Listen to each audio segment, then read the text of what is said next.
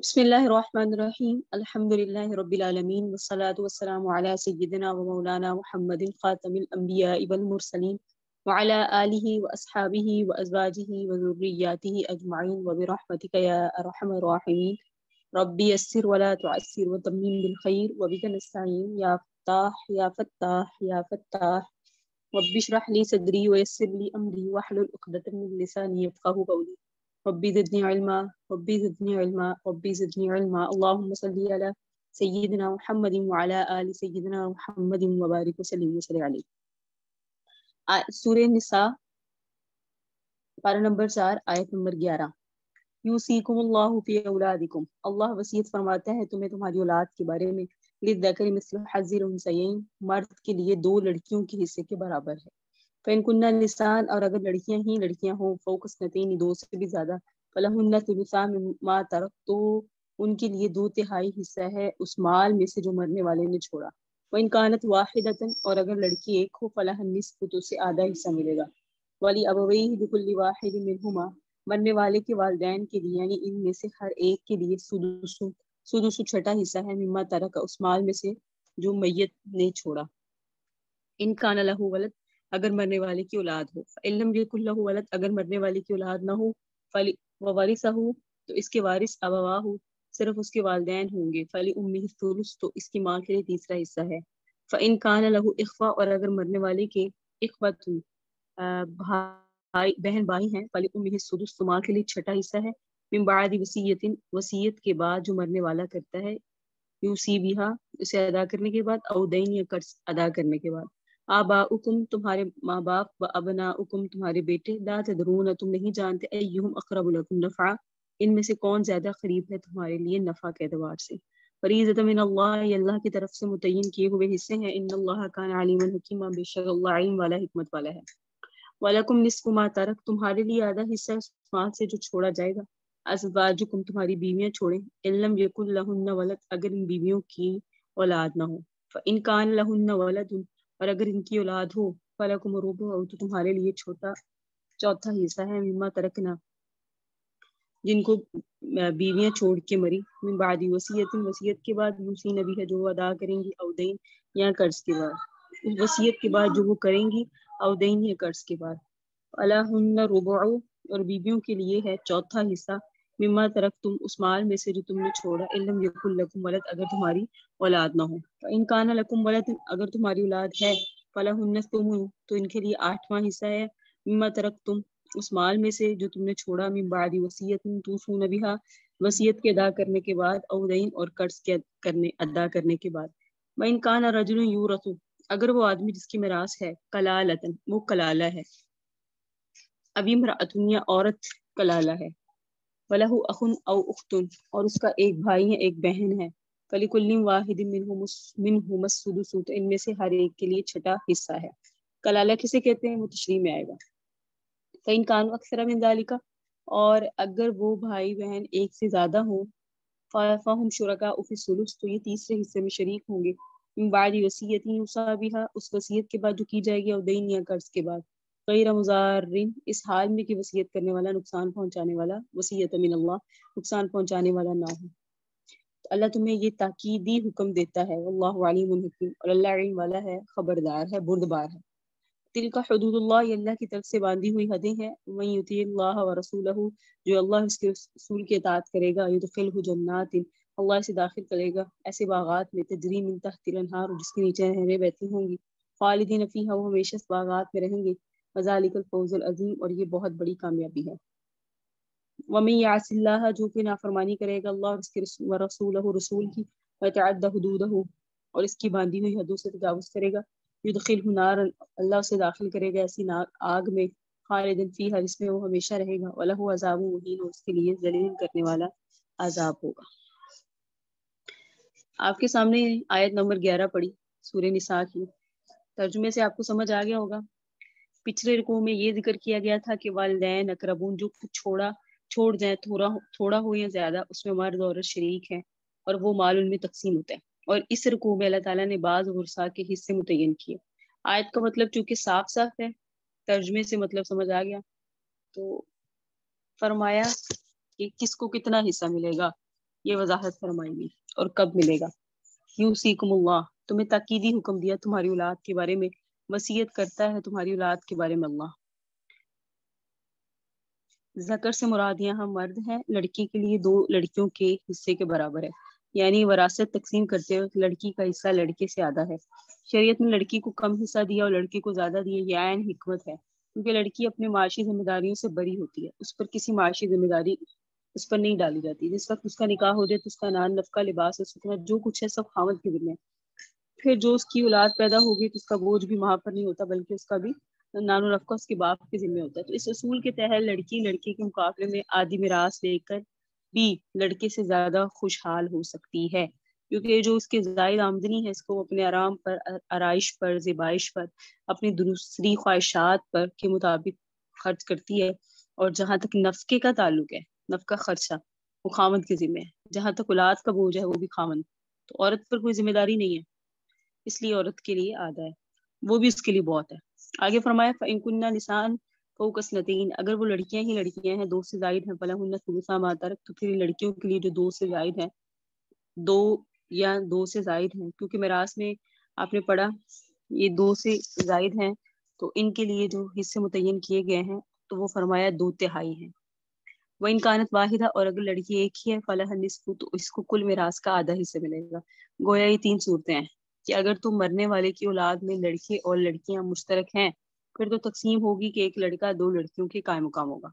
یا 2 لڑکیاں ایک لڑکے کے قائم مقام، اسی طرح حصے تقسیم کر دیے جائیں گے۔ اگر صرف لڑکیاں ہی لڑکیاں ہیں 1 سے زائد، یعنی 2 یا 2 سے زائد، ایسی صورت میں کل میراث کا 2 ثلث لے کے لڑکیوں پر تقسیم کر دیا جائے گا۔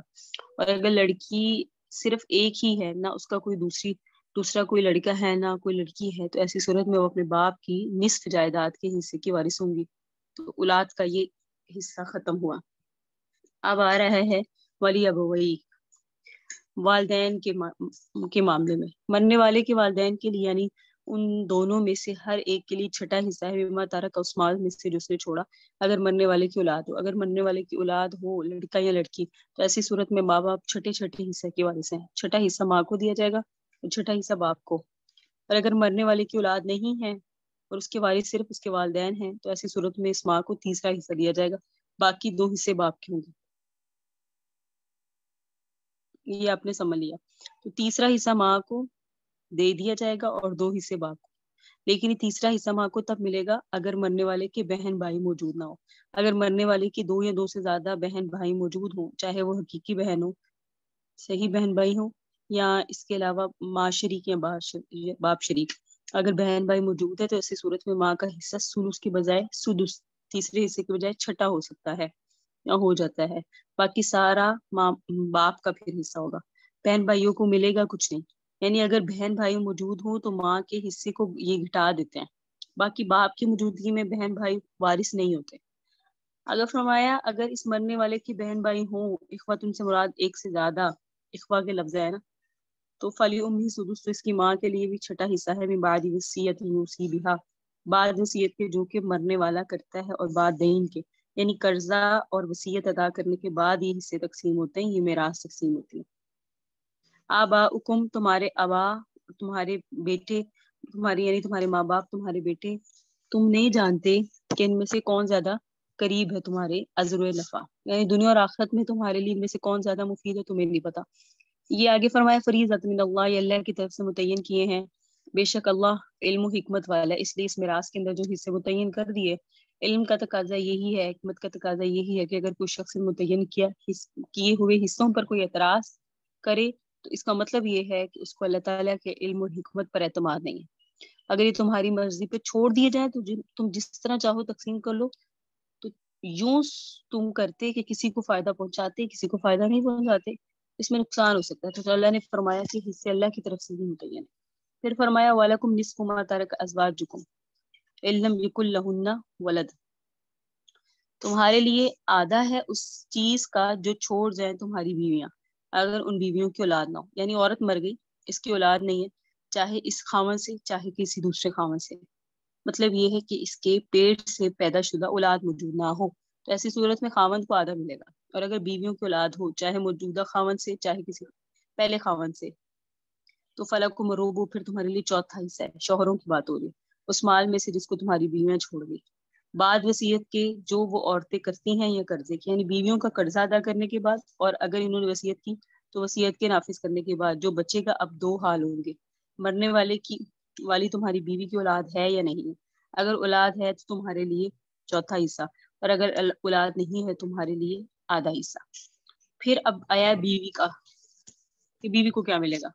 ان بیویوں کے وَلَهُنَّ الرُّبُعُ مِمَّا تَرَكْتُمْ، ان بیویوں کے لیے چوتھا حصہ ہے اس مال میں سے جو تم نے چھوڑا، إِن لَمْ يَكُن لَكُمْ وَلَد، اگر تمہاری اولاد نہ ہو، اور فَإِن كَانَ لَكُمْ وَلَد، اگر تمہاری اولاد ہے چاہے اس بیوی کے پیٹ سے چاہے کسی دوسری بیوی کے پیٹ سے، فَلَهُنَّ الثُّمُنُ، تو پھر ان بیویوں کے لیے آٹھواں حصہ ہے اس مال میں سے جو تم نے چھوڑا بعد وصیت کے جو تم نے کر دی یا قرضے کے بعد، یعنی خاوند مر گیا تو دیکھیں گے خاوند کی اولاد موجود ہے یا نہیں، چاہے موجودہ بیوی سے ہو یا دوسری سے، اگر اس کی اولاد موجود ہے تو بیوی کے لیے آٹھواں حصہ ہے، اور اگر جو ہے وہ اولاد موجود نہیں ہے تو بیوی کے لیے چوتھا حصہ ہے۔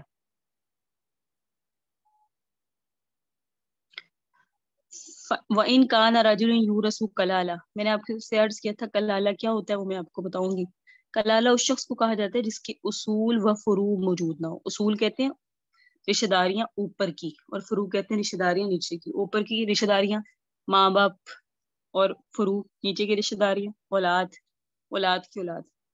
تو جس کے اصول و فروع موجود نہ ہو، یعنی نہ ماں باپ موجود ہوں، اصول کی طرف کوئی موجود نہ ہو، نہ ماں باپ موجود ہو، نہ دادا وغیرہ موجود ہو، اور فروع میں بھی کوئی موجود نہ ہو، یعنی نہ حقیقی اولاد ہو نہ اولاد کی اولاد ہو، تو جس کے اصول اور فروع موجود نہ ہو اس مرنے والے کو قرآن میں کلالہ کا ہے۔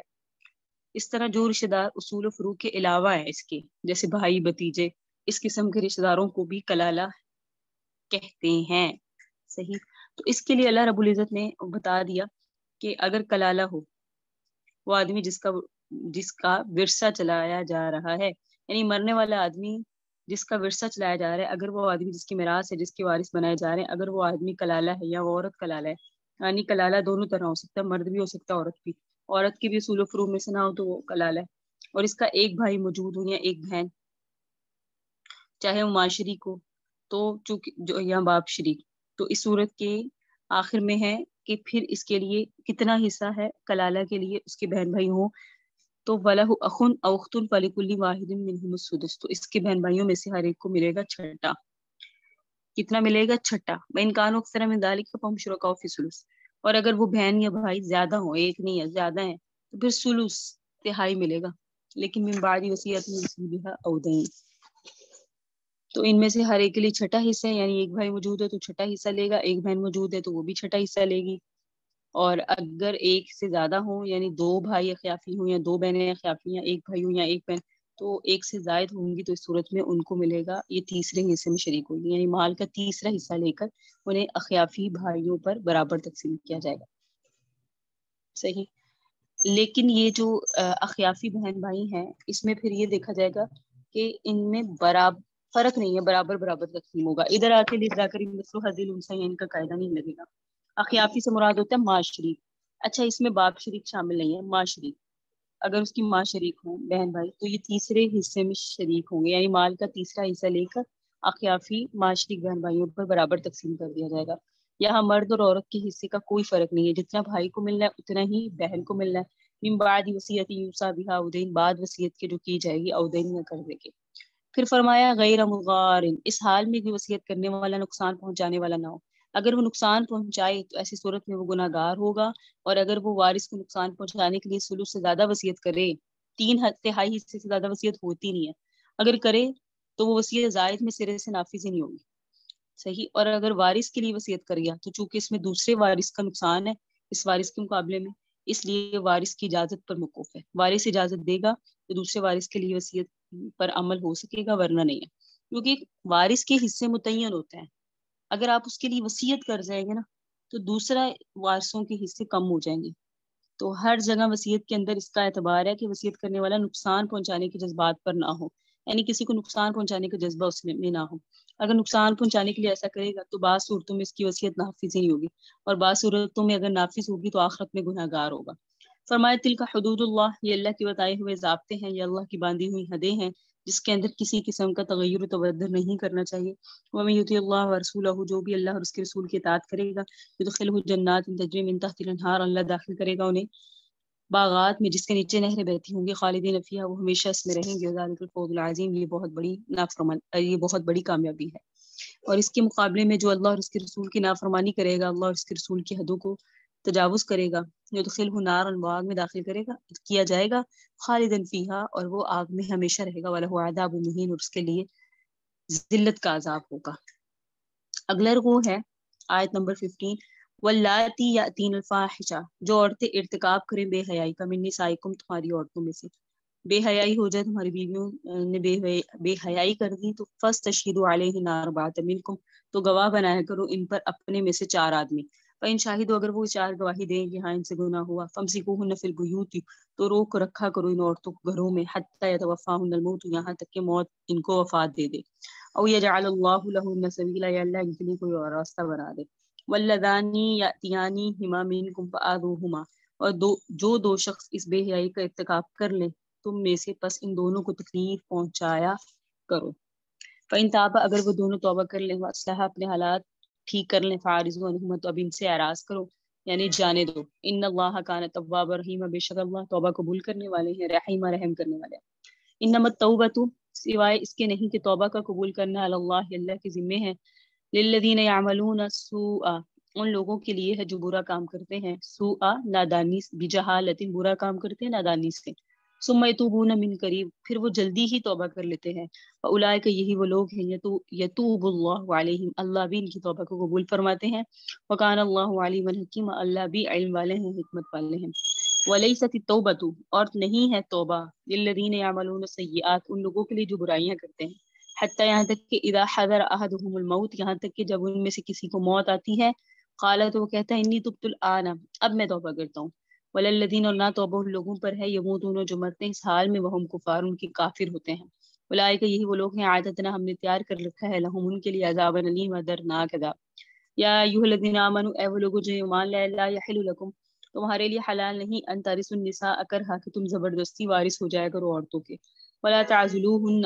اور ان عورتوں کو روکا نہ رکھا کرو، لتذهبوا ببعض ما آتیتموہن، تاکہ لے جاؤ تم اس مال کو، بعض جو تم نے انہیں دیا،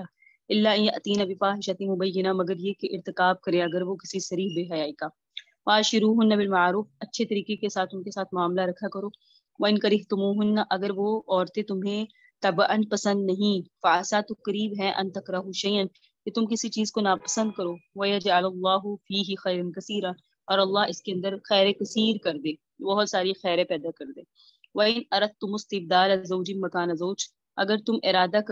کرو تبدیل کرنے کا ایک بیوی کو دوسری بیوی کی جگہ، وَآتَيْتُمْ إِحْدَاهُنَّ قِنْطَارًا، اور تم ان میں سے کسی عورت کو ڈھیروں مال دے چکے ہو، فَلَا تَأْخُذُوا مِنْهُ شَيْئًا، اس مال میں سے کچھ بھی نہیں لیا کرو. أَتَأْخُذُونَهُ، کیا تم اس مال کو لوگے، بہتانا، عزل بہتان،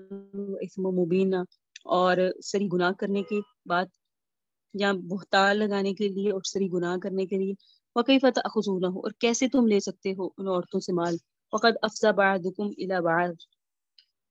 حالانکہ پہنچ چکا ہے تمہارا بعض کی طرف. وَأَخَذْنَ مِنْكُمْ مِيثَاقًا غَلِيظًا، ان عورتوں نے تم سے پختہ عہد لیا ہے. وَلَا تَنكِحُوا، نہ نکاح کرو، مَا نَكَحَ آبَاؤُكُمْ، ان عورتوں کے ساتھ جن کے ساتھ نکاح کیا تمہارے آبا نے، تمہارے باپ نے، باپوں نے، دادا نے، یا اوپر کسی نے، من النساء، عورتوں میں، الا ما قد سلف، مگر وہ جو پہلے ہو چکا. انه كان فاحشة ومقتا، بے شک یہ بڑی بے حیا اور نفرت کی بات ہے. واساء سبیلا، اور بہت برا طریقہ ہے. تو ان آیات میں بھی کچھ اصلاح معاشرہ کے اصول بیان کیے گئے، خاص طور پر عورتوں کے اوپر جو ظلم و ستم ہوتا تھا اس کی تلافی آخری آیات پہ کی گئی. پہلی بات تو یہ بتائے گی کہ اگر تمہاری عورتوں میں سے، یعنی مسلمان عورتوں میں سے کوئی عورت بے حیائی کا ارتکاب کر لے، بے حیائی سے مراد باز نے کا زنا، اگر اس سے زنا ہو جائے تو زنا کا پھر ثبوت کیا ہے؟ 4 گواہ طلب کرو. جب تک 4 گواہ نہ ہو اس وقت کسی پر زنا کا ثبوت نہیں ہوتا. یہ سخت پابندی اس لیے لگائی کہ زنا ایک بہت بڑا اہم معاملہ ہے جس میں صرف عورت کی ہی عزت نہیں جاتی بلکہ سارا خاندان رسوا ہوتا ہے، اور اس کے بہت برے اثرات ہوتے ہیں. اس لیے اجازت نہیں دی گئی کہ بغیر اہم ثبوت کے کوئی شخص کسی عورت کی طرف یا کسی مرد کی طرف اس جرم کو منسوب کرے، ورنہ لوگوں کی عادت ہے کہ غصے میں اور ضد میں آ کر ایک دوسرے کی طرف اس قسم کے بے حیائی کے کاموں کو منسوب کرتے ہیں، جس کے نتیجے میں جھگڑے فساد آئے دن ہوتے ہیں۔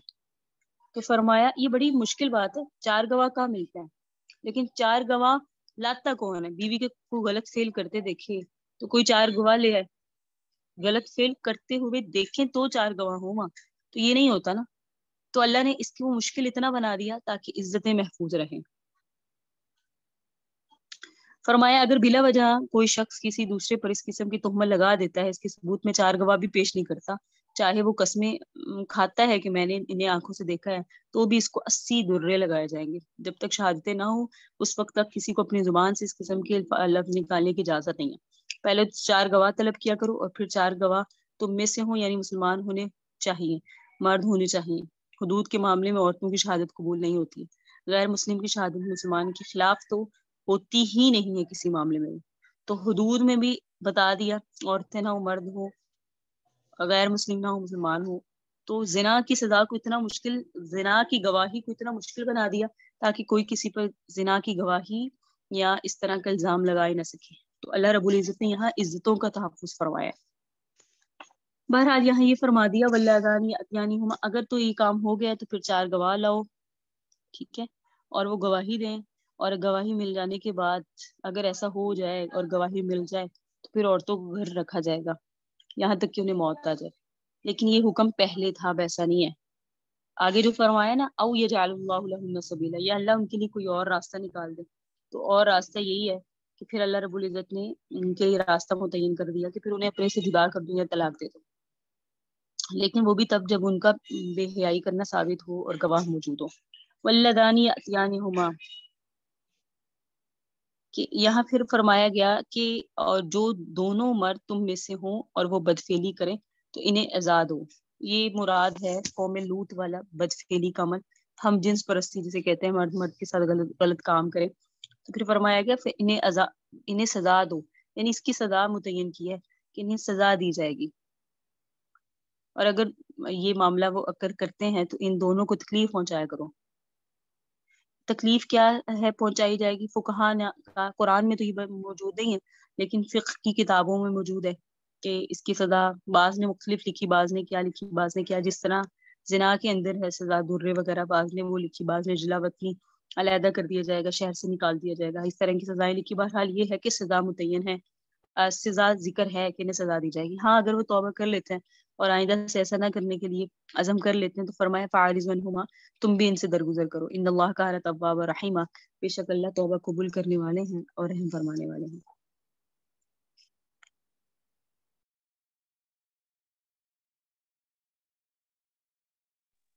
آگے پھر فرمایا انما التوبۃ علی الذین للذین یعملون السوء بجہالۃ، اس کے متعلق اللہ رب العزت نے ایک ضابطہ ہمارے سامنے بیان کیا۔ فرمایا اللہ کے ہاں صرف انہی لوگوں کی توبہ قبول ہوتی ہے جو نادانی سے کوئی برائی کر بیٹھتے ہیں پھر جلد توبہ بھی کر لیتے ہیں، ایسے لوگوں کو اللہ معاف فرماتے ہیں، اور اللہ جاننے والے حکمت والے۔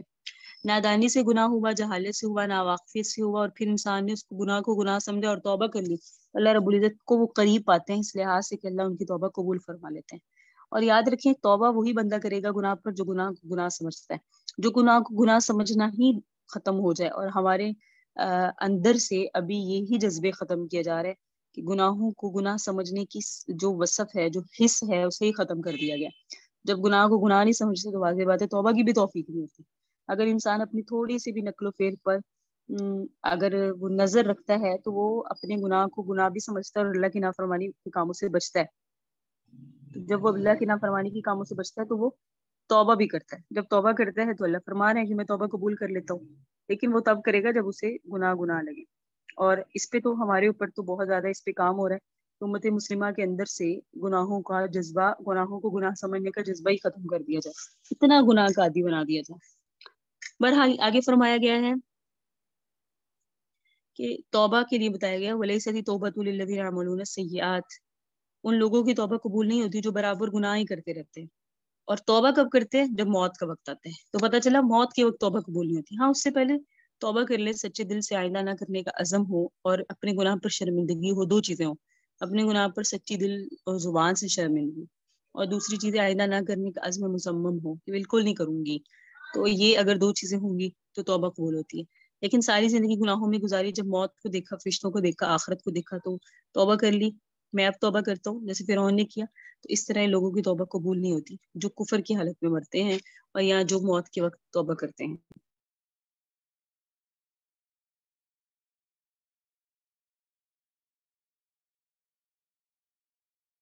اللہ رب العزت نے فرمایا اولئک اعتدنا لهم عذابا الیما، یہ وہ لوگ ہیں کہ ان کے لیے دردناک عذاب تیار رکھا گیا ہے. اس کے بعد آیت نمبر 19 یا ایھا الذین آمنوا لا یحل لکم ان ترثوا النساء کرہا.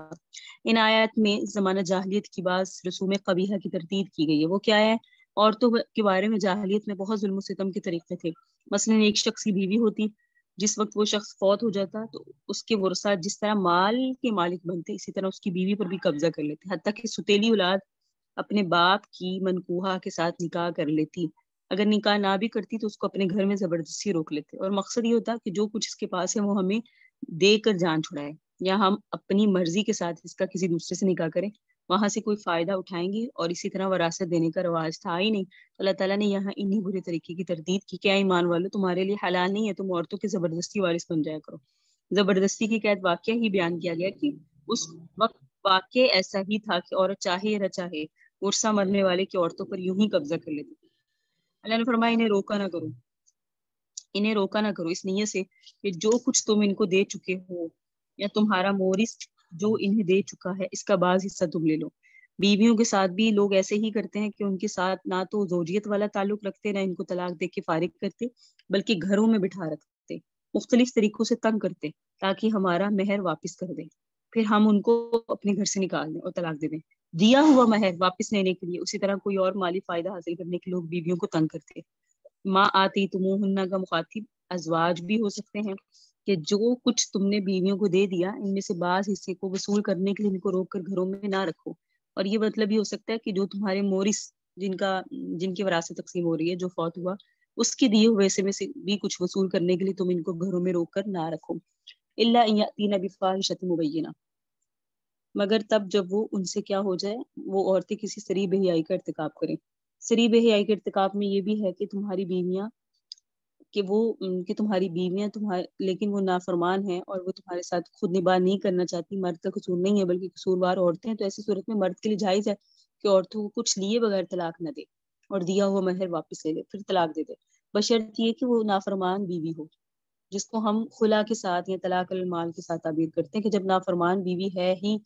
عورت کی طرف سے، اور عورت ہے نافرمان بیوی ہے، مرد اس کو بسانا چاہتا ہے لیکن وہ نہیں بستی، موافقت نہیں ہوتی، تو ایسے وقت میں اس کی جان نہ چھوڑی جائے جب تک کہ وہ لیا ہوا مہر واپس نہ کر دے یا اس کا کچھ حصہ واپس نہ کر دے. اس صورت میں خاوند کے لیے دیا ہوا مال واپس لینا جائز ہے. کس صورت میں؟ خلا کی صورت میں، اور وہ بھی کب؟ جب عورت نافرمان ہو.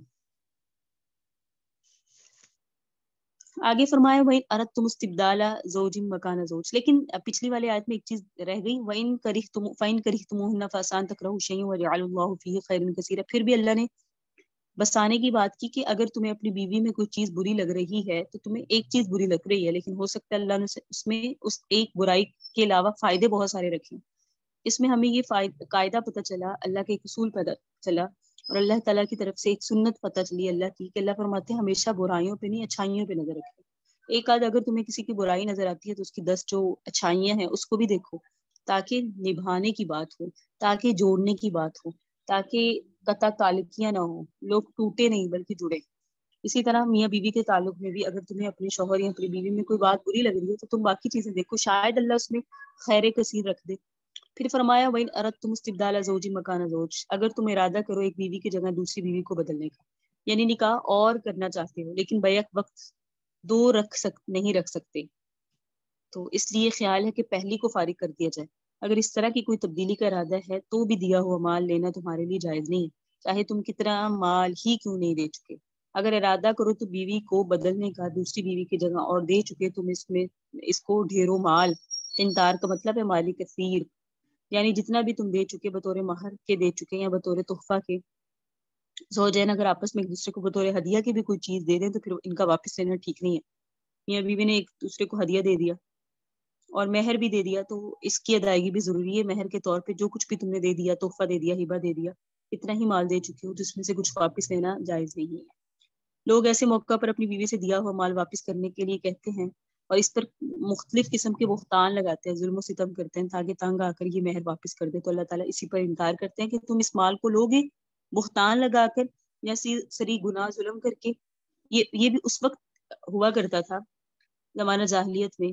کہ اللہ نے فرمایا تم اس پر بہتان لگاؤ گے تو یہ کتنی بری بات ہے، اس پر مختلف قسم کے ظلم و ستم کرو گے، گناہ کا ارتکاب اس پر کرو گے، کتنی بری بات ہے۔ اس طرح سے مال واپس لینا چاہتے ہی کیوں ہیں، ایسی کوشش ہی کیوں کرتے ہو؟ وَكَيْفَ تَأْخُذُونَهُ، تم اسے دیے ہوئے مال کو کیسے واپس لے سکتے ہو جبکہ تمہارا باز کی طرف بے حجاب ہو چکا، کیونکہ مہر ہوتا ہے عورت کا حق اور وہ اپنی ذات، اپنی جان، اپنی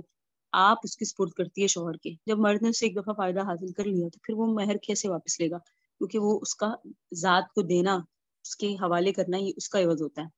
اب اس سے واپس لے گا تو اس نے اس سے فائدہ بھی تو حاصل کیا۔ اللہ نے فرمایا وَأَخَذْنَا مِنْكُم مِيثَاقًا غَلِيظًا، وہ عورتیں تم سے میثاق غلیظ لے چکی، یعنی پختہ عہد۔ اس سے مراد نکاح زوجین کے درمیان ایک پختہ عہد ہے جو اللہ کی شہادت کے تحت قائم ہوتا ہے، اس میں ایک دوسرے کے حقوق لازم ہوتے ہیں۔ تو یہ عقد بھی ہو گیا، نکاح بھی ہو گیا، پختہ عہد بھی ہو گیا۔ پھر جو نکاح سے مقصد ہے یعنی ایک دوسرے سے فائدہ حاصل کرنا، تو جس وقت خاوند نے بیوی سے فائدہ اٹھا لیے، ایک دوسرے کے سامنے وہ بے حجاب ہو گئے، تو وہ مال عورت کا حق بن گیا۔ اب اس دیے ہوئے مال کو تم کس طرح واپس لے سکتے ہو؟ تو اللہ رب العزت نے یہ واضح فرما دیا کہ لے نہیں سکتے۔ اور پھر فرمایا وَكَيْفَ تَأْخُذُونَهُ وَقَدْ أَفْضَىٰ بَعْضُكُمْ إِلَىٰ بَعْضٍ وَأَخَذْنَا مِنْكُم مِيثَاقًا غَلِيظًا۔ میثاقًا غلیظا کی میں نے آپ کے سامنے وضاحت کر دی، پختہ عہد سے مراد نکاح۔ پھر فرمایا وَلَا تَنكِحُوا مَا نَكَحَ آبَاؤُكُمْ، پہلے تو ان معاملات کی اصلاح کی گئی جو زوجین کے آپس میں نکاح ہونے کے بعد پیش آتے ہیں۔ اب محرمات کی تقسیم یا تفصیل بیان کی جا رہی ہے۔ اس کو سننا اور دھیان سے سننا سب کے لیے ضروری ہے کہ کن عورتوں سے نکاح کرنا ٹھیک ہے اور کن سے نکاح نہیں ہے۔ اس کے متعلق بھی جاہلیت میں ایک بڑی گڑبڑ تھی، جیسے کہ آپ کے سامنے پہلے بیان کیا کہ اپنے باپ کی بیوی کے ساتھ بھی یعنی ستیلی اولاد نکاح کر لیتی تھی۔ ستیلی اولاد کا مطلب یہ ہے کہ وہ ان کی حقیقی والدہ نہ ہو، باپ کی منکوحہ ہیں، اس کو بھی نکاح میں لے لیتے تھے۔ اسی طرح دو حقیقی بہنوں کے ساتھ بھی نکاح کر لیتے تھے۔ ابھی ایسا ہوتا ہے ہمارے لاہور میں، مجھے ایک خاتون نے بتایا کہ ایک ہی گھر میں دو بہنیں ہیں، تو اللہ معاف فرمائے، ایسی بعض محرمات ان لوگوں نے حلال کر رکھی تھی۔ تو یہاں ان کی تفصیل بیان فرمائی گئی کہ نکاح نہ کیا کر ان عورتوں کے ساتھ جن کے ساتھ نکاح کیا تمہارے ابا نے، باپوں نے اور دادا میں یا نانا نے، اوپر تک دادا نانا، ان سے اوپر پردادا پر نانا۔ شرعی طور پہ نکاح ہو گیا یعنی ایجاب و قبول ہو گیا، رخصتی کی نوبت اگرچہ نہ آئی تو بھی وہ اولاد کے لیے حرام ہے عورت، یعنی باپ کا کسی عورت کے ساتھ صرف شرعی عقد ہوا، رخصتی نہیں ہوئی، عقد ہوتے ہی اولاد کے لیے وہ ماں کے قائم مقام ہو گئی، ان کے ساتھ نکاح کرنا ٹھیک نہیں ہے۔ سمجھ آئی؟ ماں ناکھا آباؤکم من النساء، کہ باپ کی منکوحہ ہو تو جائز نہیں، باپ کی موتا ہو یعنی باپ نے اس کے ساتھ بدی کی ہو تو بھی جائز نہیں ہے کسی طرح بھی۔ لیکن جو پہلے ہو گیا اب اس سے بچو، انہ کان فاحشۃ و مقتا، کیونکہ یہ جو ہے وہ بہت بے حیائی ہے اور نفرت کی بات ہے، وساء سبیل، اور بہت برا طریقہ ہے۔ آگے سنیے حرمت علیکم، حرام کر دی گئی تم پر، امہاتکم تمہاری مائیں، نکاح نہیں ہو سکتا، وبناتکم تمہاری بیٹیاں، وخواتکم تمہاری بہنیں، واماتکم تمہاری پھوپھیاں، وخالاتکم تمہاری خالائیں، وبنات الاخی بھائی کی بیٹیاں، وبنات الاختی بہن کی بیٹیاں، وامہاتکم تمہاری وہ مائیں، اللتی ارضعنکم جنہوں نے تمہیں دودھ پلایا، واخواتکم تمہاری وہ بہنیں، من الرضاعہ جو رضائی بہنیں ہیں، وامہات نسائکم تمہاری بیویوں کی مائیں، وربائبکم اللاتی فی حجورکم اور تمہاری وہ پالی ہوئی لڑکیاں جو تمہاری پرورش میں ہیں، من نسائکم تمہاری بیویوں سے یعنی ستیلی اولاد، اللاتی دخلتم بہن جن بیویوں سے تم نے دخول کر لیا تو ان کی ستیلی اولاد تمہاری اولاد ہو گئی۔ فإن لم تکونوا دخلتم بہن، اگر تم نے ان عورتوں کے ساتھ دخول نہیں کیا، فلا پھر عورت کو طلاق دے دی، فلا جناح علیکم تو اب تم پر کوئی حرج نہیں کہ اس کی ستیلی لڑکی سے نکاح کر سکتے ہو۔ وحلائل ابنائکم الذین من اصلابکم اور تمہارے ان بیٹوں کی بیویاں، الذین من اصلابکم جو بیٹے تمہاری پشتوں سے ہیں یعنی تمہارے حقیقی بیٹے ہیں، ان کی بیویاں بھی تمہارے لیے حلال نہیں یعنی تمہاری بہویں۔ وان تجمعوا بین الاختین اور تمہارے لیے یہ بھی حرام ہے کہ تم دو بہنوں کو جمع کرو نکاح میں، الا ما قد سلف مگر جو پہلے ہو چکا وہ ہو چکا، ان اللہ کان غفور رحیما بلکہ اللہ تعالیٰ تو بخشنے والا ہے، بے شک اللہ تو مہربان ہے۔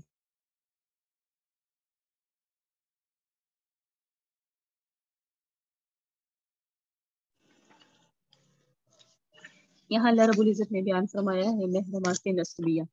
جن کے ساتھ نکاح حرام ہے،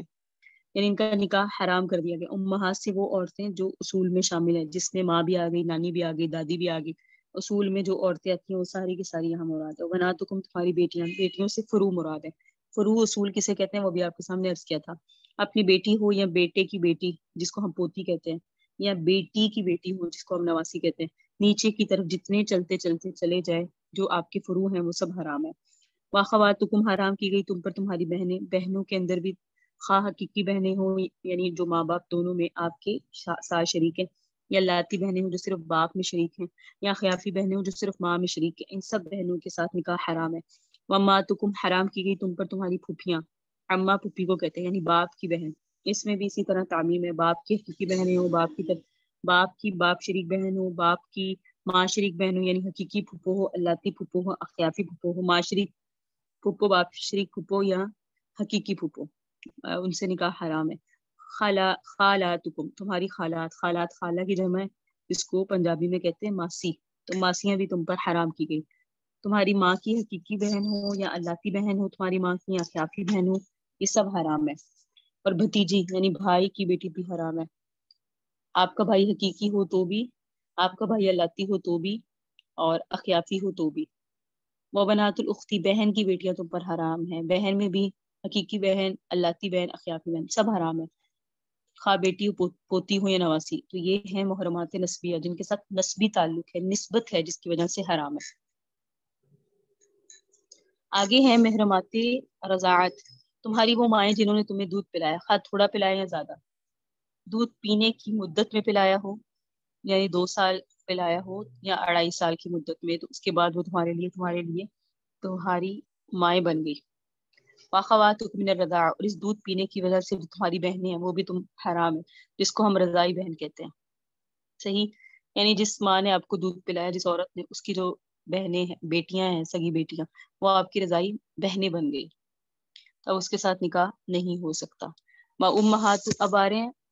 حرمت مساہرت، سسرالی رشتے۔ امہات نسائکم، اس میں حرمت مساہرت کا ذکر آ گیا، یعنی عقد نکاح کی بنا پہ جن کے ساتھ حرمت آتی ہے، تمہاری بیویوں کی مائیں، یعنی جس لڑکی کے ساتھ آپ کا نکاح ہوا اس کی جو ماں ہے جس کو ہم ساس کہتے ہیں وہ بھی حرام ہے، نکاح ہوتے ہی ساس حرام ہو جاتی ہے، پردہ بھی ختم پردہ بھی ختم، اس کے ساتھ نکاح نہیں ہو سکتا، یعنی چاہے اپنی بیوی کے ساتھ تم نے خلوت کی ہو یا نہ، اس کی ماں بہرحال آپ کی ماں کے حکم میں آ گئی اور اس کے ساتھ اب نکاح نہیں ہو سکتا۔ ربائبکم اللاتی فی حجورکم، ربائب، ربیبہ کہتے ہیں پالی ہوئی لڑکی، پرورش میں لڑکی۔ ایک عورت ہے، اس کی اولاد ہے، وہ کہیں سے بیوہ ہو گئی یا متعلقہ ہو گئی، آپ نے اس عورت کے ساتھ نکاح کر لیا، وہ اپنی اولاد کو ساتھ لے آتی ہے، تو یہ لڑکیاں جو اپنی ماں کے ساتھ آئیں وہ اب بھی آپ پر حرام ہے، لیکن ایک قید ہے، وہ کیا کہ تم اپنی ان بیویوں سے مجامت کر لو، وطی کر لو، تب ان کی اولاد آپ پر حرام ہے، یعنی بیوی کی ماں تو بہرحال حرام ہی ہے، چاہے بیوی کے ساتھ آپ کو ملنے کا موقع ملا ہو یا نہیں، لیکن بیوی کی بیٹی جو دوسرے خامن سے ہو وہ حرام تب ہوتی ہے جب آپ بیوی کے ساتھ زوجیت والا تعلق قائم کریں۔ اگر میاں بیوی والا تعلق ابھی قائم نہیں ہوا تو ایسی صورت میں اس بیوی کی بیٹی آپ پر حلال ہے۔ اللاتی فی حجورکم،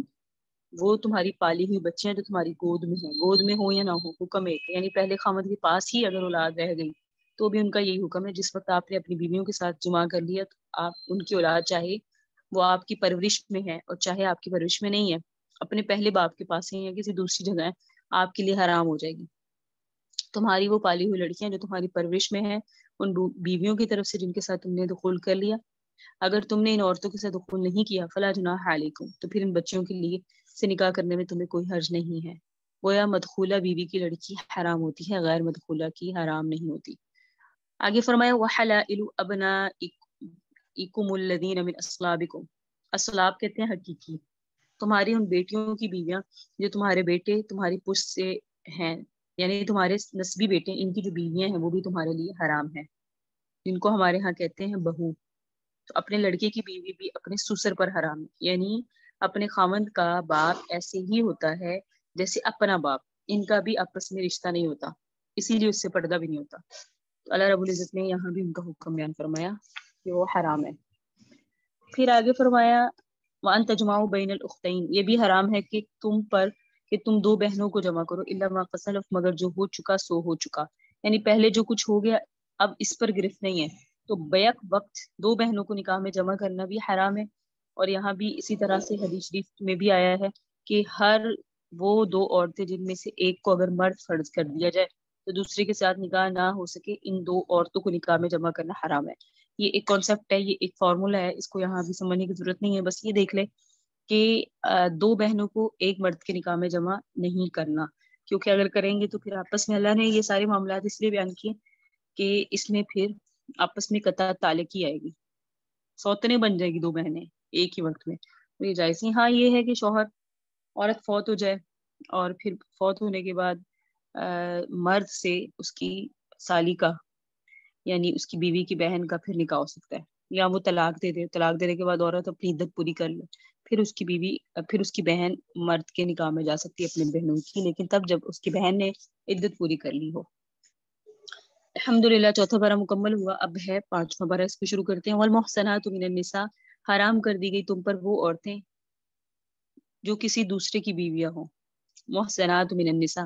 حرام کر دی گئی تم پر وہ عورتیں جو کسی دوسرے کی بیویاں ہیں، الا ما ملکت ایمانکم، مگر جو تمہاری باندیاں بن جائیں۔ کتاب اللہ علیکم، یہ اللہ تعالیٰ کا حکم لکھا ہوا ہے تم پر، وہ احل لکم ما وراء ذالکم، اور حلال کر دی گئی تمہارے لیے ان کے علاوہ باقی عورتیں۔ ان تبتغوا باموالکم، یہ کہ طلب کر لیا کرو تم اپنے مالوں کے ساتھ، محسنین، اس حال میں کہ تم ان کو قید نکاح میں لانے والے ہو، غیر مسافحین، نکاح کرنے کا مقصد صرف شہوت پوری کرنا نہ ہو۔ فمستمتعتم به منہن، پھر تم ان میں سے جس عورت کے ساتھ استمتاع کر لو، فاتوہن اجورہن، ان کو ان کا مہر دو۔ فریضہ یہ فرض کیا ہوا ہے یا فرض کیا ہوا، جو متعین کیا مہر ہے وہ عورت کو دو۔ ولا جناح علیکم، اور کوئی گناہ نہیں ہے تم پر، فیما تراضیتم من بعد فریضہ، کوئی گناہ نہیں تم پر اس چیز میں جس کے ساتھ تم آپس میں راضی ہو جاؤ متعین ہوئے مہر کے بعد بھی۔ ان اللہ کان علیما حکیما، بے شک اللہ علم والا، حکمت والا ہے۔ ومن لم یستطع منکم طولا، اور جو شخص تم میں سے طاقت نہ رکھے اس بات کی، این کی المحسنات، کہ وہ مومن آزاد عورت سے نکاح کرے، تو فمیما ملکت ایمانکم من فتیاتکم المؤمنات، تو وہ حاصل کر لیا کر ان عورتوں میں سے جن کے مالک ہیں تمہارے دائیں ہاتھ، یعنی تمہاری وہ بادیاں جو ایمان والی ہیں۔ آزاد سے نکاح نہیں کر سکتے تو باندی سے کر لو، اس وقت تھا باندی کا کانسیپٹ، اب نہیں ہے۔ اللہ عالم بایمانکم، اللہ خوب جانتا ہے تمہارے ایمان کو، بعضکم بعض، تم سب ایک دوسرے کے ساتھ برابر ہو۔ فنکحوہن باذن اہلہن، پس نکاح کر لیا کرو ان کے ساتھ ان کے مالکوں کی اجازت سے۔ وآتوہن اجورہن بالمعروف، اور اچھے طریقے کے ساتھ ان کو ان کا مہر ادا کر دیا کرو۔ محسنات غیر مصافحات، لیکن اس کا مقصد بھی عورتیں تمہارے قید نکاح میں لانا ہو، غیر مصافحات، نہ کہ شہوت پوری کرنا۔ ولا متخذات اخدان، اور نہ وہ بنانے والی ہوں خفیہ دوست، ان کا مقصد بھی نکاح میں آ کر اپنی ایمان کی تکمیل ہے، نہ کہ خفیہ دوستی۔ فاذا احسنن، پھر جس وقت یہ باندیاں قید نکاح میں آ جائیں، فإن اتین بفاحشہ، اور پھر ان سے زنا ہو جائے، باندیاں ہیں اور وہ زنا کا ارتکاب کر لے، فعلیہن نصف ما علی المحسنات، تو انہیں سزا اتنی ملے گی جتنی آزاد عورتوں کو ملتی ہے، اس سے آدھی، من العذاب سزا، جتنی آزاد عورتوں کو سزا ملتی ہے اس سے آدھی ملتی ہے باندیوں کو۔ ذالک لمن خشی العنۃ منکم،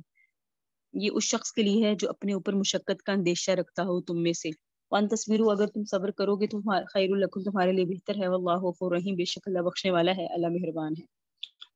پیچھے چل رہا تھا ایسی عورتوں سے کا ذکر جن سے نکاح کرنا حرام ہے، تو یہاں ان میں سے باقی کی وضاحت بھی کر دی، ایسے ہی حرام کر دی کہ تم پہ وہ عورتیں جو شادی شدہ ہیں، ٹھیک ہے۔ احسن، یہ جو محسنات ہے اس کا مطلب ہے پاک دامن ہونا، نکاح کرنے کے معنی بھی آتا ہے، یہاں نکاح کرنے والیاں ہی مراد ہے، جن کا نکاح ہوا ہے تو تمہارے لیے وہ حلال نہیں ہے، کیونکہ کسی دوسرے کی منکوحہ، کسی دوسرے کی بیوی سے تم نکاح کرو بھی تو نکاح نہیں ہوتا، کیونکہ ایک عورت دو مردوں کے نکاح میں ایک وقت نہیں رہ سکتی، یہ بہت بڑا اللہ کے نزدیک جرم ہے، اور ہوگا ہی نہیں، نکاح بھی نہیں ہوگا بعد میں اگر کسی اور سے کر رہے ہیں اور آپ آلریڈی کسی کے نکاح میں، نکاح پر نکاح نہیں ہوتا۔ پھر فرمایا اگر الا ما ملکت ایمانکم، مگر جو تمہاری باندیاں بن جائے، اس کا مطلب یہ ہے کہ دارالحرب میں ایک عورت شادی شدہ ہے، دارالحرب کا مطلب ہے کافروں کے شہر میں،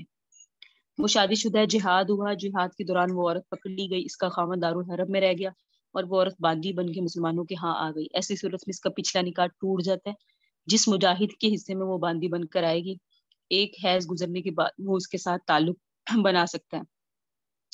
صحیح، اسے کہتے ہیں، یہ پہلے ایک آقا علیہ السلام کے دور میں، صحابہ کرام کے دور میں جب باندیوں کا کانسیپٹ تھا تو ایک اصول بتایا گیا تھا کہ جو دارالحرب سے دارالاسلام میں آ جائے مجاہدوں نے وہ شہر فتح کیا اور اس میں باندیا ان کے ہاتھ آئی. وہ پہلے شوہر والی تھی لیکن اب چونکہ مسلمانوں کے شہر میں آ گئی اور ان کا شوہر رہ گیا کافروں کے شہر میں، تو نکاح ہی ٹوٹ گیا. اور ایک استبراء کا مطلب ہے ایک حیض گزرنے کے بعد اب یہ ان کی اگرچہ منکوحہ دوسری کی ہیں لیکن یہ ان سے تعلق بنا سکتے ہیں. ایسے یہ بات آئی تھی ابھی ہم نے پڑھی کہ کسی دوسرے کی منکوحہ سے نکاح نہیں ہو سکتا، تو یہاں بتایا گیا لیکن وہ تمہاری باندیاں بن گئی. پھر فرمایا وَأُحِلَّ لَكُم مَا وَرَاءَ ذَلِكُم، یہ جتنی عورتیں ذکر کی گئی ہیں جو صراحتاً الفاظ میں مذکور ہیں یا حدیث کی روشنی میں، تو ان کے علاوہ باقی عورتیں تمہارے لیے حلال ہیں. ان تبتغوا بأموالکم، حلال کر دیا گیا تم یا حلال کر دیا گیا کہ تم ان کو طلب کر لیا کرو اپنے مال کے ساتھ. مال سے یہاں مراد ہے مہر. کوئی نکاح مال سے خالی نہیں ہوتا، یعنی مہر دینا پڑتا ہے. نکاح کے اندر مہر لازم ہے، چاہے عقد کرتے وقت مہر کا ذکر ہو چاہے نہ ہو. دوسری بات ہے کہ مہر وہی چیز ہوتی ہے جو مال بن سکتا ہو،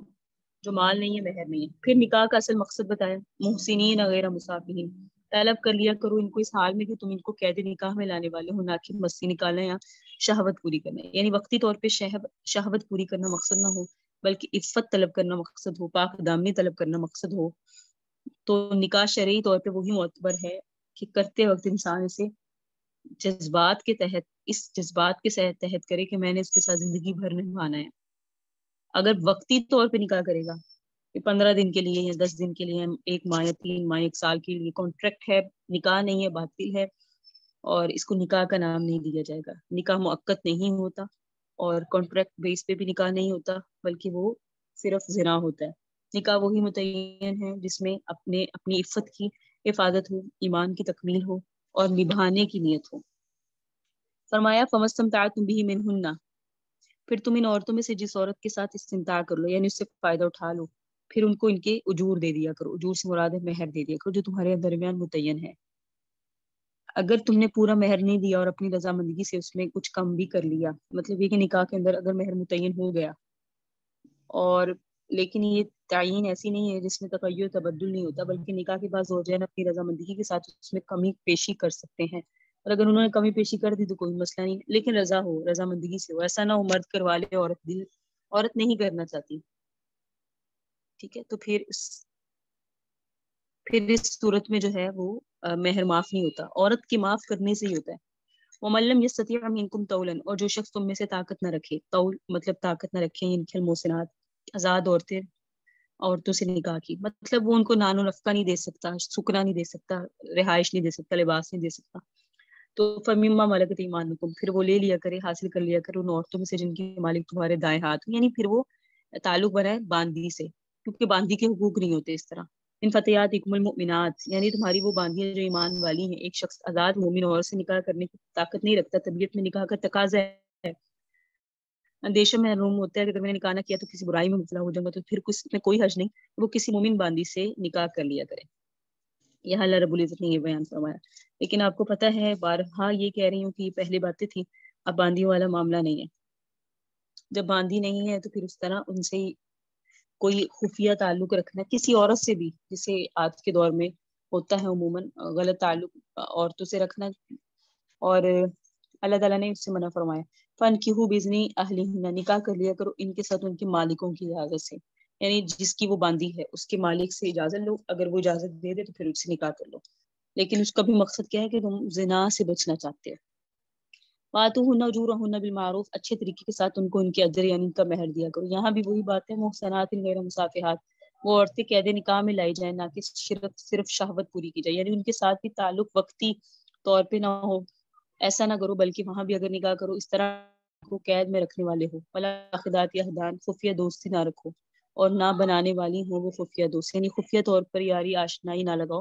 اس لیے کہ نکاح میں اعلان شرط ہے جس میں کم از کم 2 آدمیوں کا، یہ ایک آدمی اور 2 عورتوں کا موجود ہونا ضروری ہے. اتنا اشتہار اور اتنا اعلان نکاح ضروری ہے. اگر کوئی شخص 2 آدمیوں کی موجودگی میں نکاح کرتا ہے تو وہ سمجھو یہ خفیہ دوستی نہیں. پھر فرمایا فَإِذَا أُحْسِنَّ، پھر جس وقت یہ باندیاں جنہیں تم نے نکاح میں لائے ہو یہ تمہاری منکوحہ بن گئی اور ان سے کوئی زنا ہو گیا، تو پھر آزاد عورتوں کو جتنی سزا ہے ان باندیوں کی اس سے نفس ہے، کیونکہ باندیوں میں اتنا تحفظ نہیں ہوتا جتنا آزاد عورتوں کا ہوتا ہے. انہوں نے اپنے مولا اور آقا کی خدمت کے لیے باہر جانا ہوتا ہے، تو ہو سکتا ہے ان سے کوئی گناہ ہو جائے، جب گناہ ہوگا تو ان کی سزا عادی ہو جائے گی. یہ جو باندیاں ہوتی ہیں ان کی عدت بھی عادی ہوتی ہے، ان کی سزا عادی ہوتی ہے. ان کے بہت سارے معاملات آزاد عورتوں سے کم ہوتے ہیں. آزاد جو عورت ہوتی ہے اس کی عدت ہے 4 ماہ 10 دن، اور ان کی ہوتی ہے 2 ماہ 5 دن. اور باقی معاملات میں بھی ان کی جو عدت ہے وہ کم ہوتی ہے. تو باندیوں کی سزا صرف درے لگانا ہے. نصف کے لفظ سے یہ بھی بات نکل آئی. تو یہاں اللہ رب العزت نے یہ بیان کر دیا کہ ان کا عذاب جو آزاد عورتوں پہ اس سے ہاف ہوتا ہے. ذالک لمن خشی العنۃ منکم، یہ جو باندیوں کے ساتھ نکاح کی اجازت دی گئی ہے، یہ ترغیب دی گئی ہے یہ اس شخص کے لیے جو اپنے اوپر مشقت کا اندیشہ رکھتا ہو، یعنی جسے لگے کہ مجھ سے زنا ہو جائے گا، اگر میں نکاح نہیں کروں گا تو زنا میں واقع ہو جاؤں گا. اس کو نکاح کر لینا چاہیے، باز رہنے کی کوئی وجہ نہیں. وہ بھی انسان ہے جس طرح تم انسان ہو، جس طرح تم مومن ہو ان کا بھی ایمان ہے. تو حاصل ہے یہ ہوا کہ اللہ حقیقت جانتا ہے کہ اس کا ایمان کیسا ہے. تو اپنے آپ کو زنا سے بچانے کے لیے یہاں ایک ذریعہ بتا دیا، تمہاری باندیاں ہیں تم ان سے نکاح کر لو، لیکن زنا میں مبتلا نہ ہونا. آگے سنیے، یرید اللہ لیبین لکم، اللہ رب العزت چاہتے ہیں واضح کرے تمہارے لیے اور رہنمائی کرے، ویہدیکم، رہنمائی کرے تمہارے لیے، سنن الذین من قبلکم، لوگوں کے طریقوں کی جو تم سے پہلے تھے، ویتوب علیکم، اور اللہ ارادہ فرماتا ہے کہ تم پر توجہ فرمائے. واللہ علیم حکیم، اللہ علم والے ہیں اور اللہ حکمت والے ہیں. واللہ یرید، اللہ ارادہ فرماتے ہیں یتوب علیکم کہ تم پر توجہ کرے. ویرید الذین یتبعون الشہوات، اور ارادہ کرتے ہیں وہ لوگ جو خواہشات کی اتباع کرنے والے ہیں، تمیل میلا، کہ وہ تمہیں مائل کر دیں، میلن عظیما، مائل ہو جانا بہت بڑا، یعنی تمہیں اللہ سے غافل کر دیں. یرید اللہ یخفف عنکم، اللہ ارادہ فرماتا ہے کہ تم سے بوجھ ہلکا کر دے. وخلق الانسان ضعیفا، اور انسان کمزور پیدا کیا گیا ہے. یا ایھا الذین آمنوا، اے وہ لوگوں جو ایمان لائے، لا تأکلوا اموالکم بینکم بالباطل، تم آپس میں ایک دوسرے کے مال غلط طریقے سے نہ کھاؤ. الا ان تکون تجارہ، مگر یہ کہ وہ ایسی تجارت ہو، ان تراض منکم، جو آپس میں رضامندگی سے صادر ہو. ولا تقتلوا انفسکم، اپنے لوگوں کو قتل بھی نہ کیا کرو. ان اللہ کان بکم رحیما، بے شک اللہ تعالیٰ تم پر مہربانی کرنے والا ہے. ومن یفعل ذلک، اور جو شخص یہ کام کرے گا، عدوانا، حد سے بڑھتا ہوا، وظلما، ظلم کرتا ہوا، فسوف نصلیہ نارا،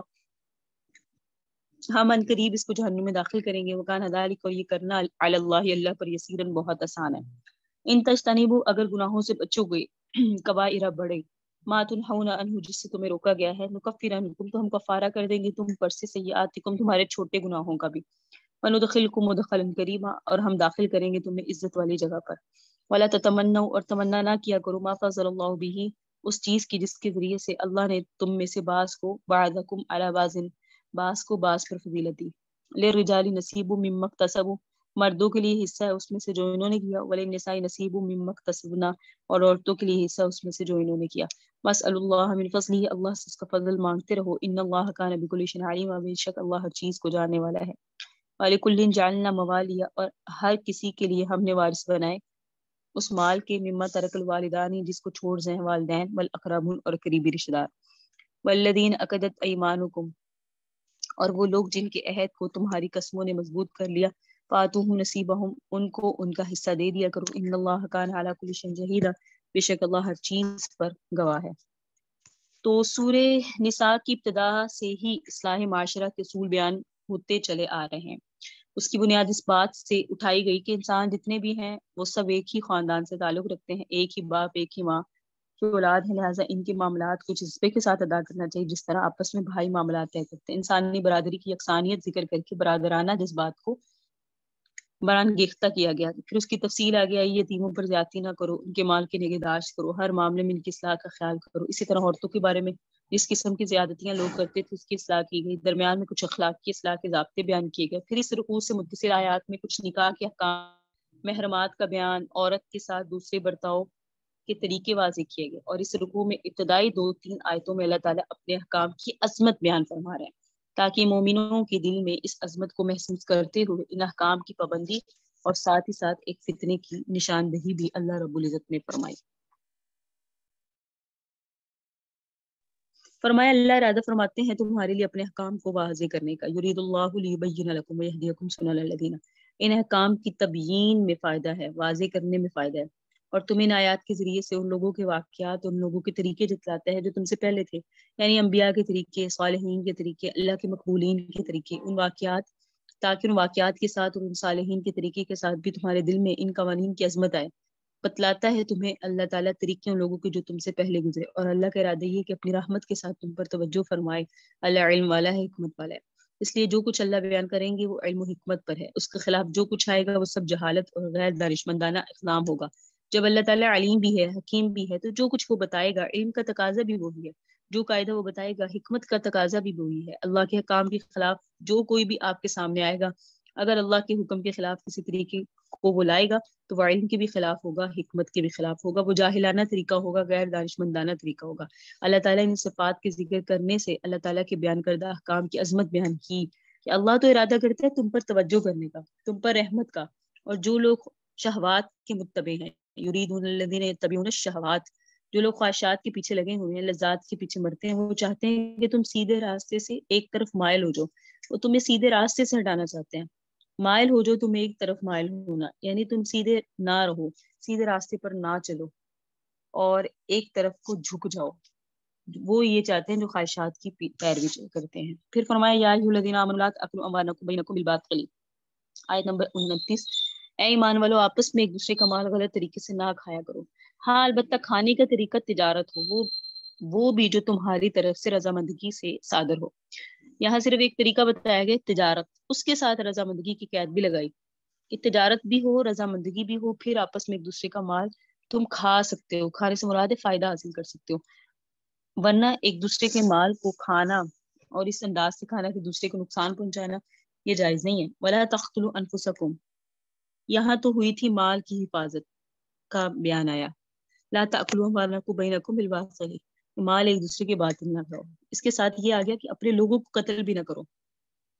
یہ جو دو باتیں نا، اس میں بڑا جوڑ ہے۔ جس طرح انسان مال کی حرص میں مبتلا ہو جاتا ہے، جائز اور ناجائز طریقے سے مال اکٹھا کرنے کی کوشش کرتا ہے، لازماً اس کے نتیجے میں شر اور فساد ہوتا ہے۔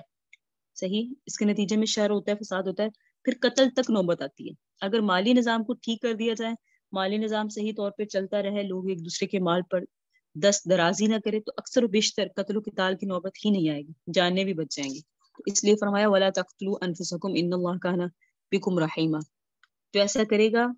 اللہ تعالیٰ بے شک تم پر مہربانی کرنے والا ہے، یہ اس کی رحمت کے تقاضے ہیں کہ تمہیں یہ بتا رہا ہے کہ اگر ان قاعدوں کے خلاف چلو گے تو چاہے تم اس میں اپنے لیے کتنے فائدے ہی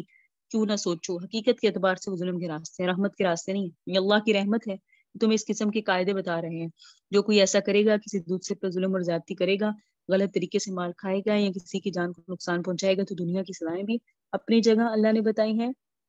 غلط طریقے سے مار کھانے کی، اور ان کو سزا بھی دی جائے گی، اور یہ سزا دی جائے گی۔ اور پھر دوسری آیت میں واضح فرمایا اگر دنیا کی سزا سے کسی وجہ سے کوئی شخص بچ بھی جائے، آخرت میں تو ہم اسے جہنم میں ڈالیں گے۔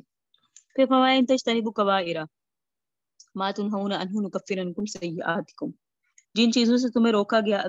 اگر ان میں سے بڑی بڑی چیزوں سے تم بچتے رہو گے تو چھوٹے موٹے گناہ ہم اپنی رحمت کے ساتھ ویسے ہی معاف فرما دیں گے۔ یہ بھی ایک ترغیب کا پہلو ہے کہ بڑی بڑی غلطیوں سے بچو، چھوٹے چھوٹے قصور جو ہوتے ہیں ہم اپنی رحمت کے ساتھ تمہیں معاف کر دیں گے۔ اس میں گناہوں کی تقسیم معلوم ہوتی ہے، ایک ہوتی کبائر، ایک ہوتے صغائر۔ بعض گناہ ہوتے ہیں اور بعض صغیرہ گناہ ہوتے ہیں۔ کبیرہ اور صغیرہ کا معیار کیا ہے؟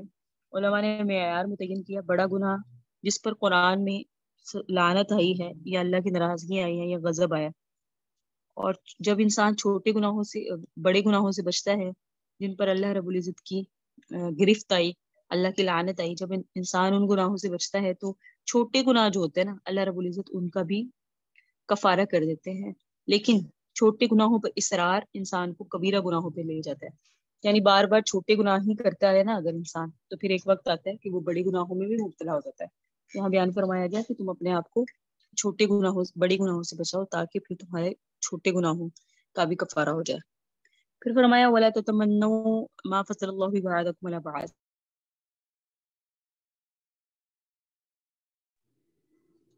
آپس میں حسد کے اندر مبتلا ہونا بھی بہت سارے فساد کا ذریعہ بن جاتا ہے۔ اللہ تعالیٰ فرماتے ہیں بعض چیزیں ایسی ہیں جن میں ہم بعض کو بعض پر فضیلت دیتے ہیں، اور اس چیز کا حاصل کر لینا تمہارے اختیار میں نہیں ہوتا۔ جیسے ایک آدمی خوبصورت ہے، دوسرے کو اللہ نے بدصورت پیدا کر دیا، اب بدصورت اگر کہے میں بھی خوبصورت بن جاؤں تو یہ اس کی بس کی بات نہیں ہے۔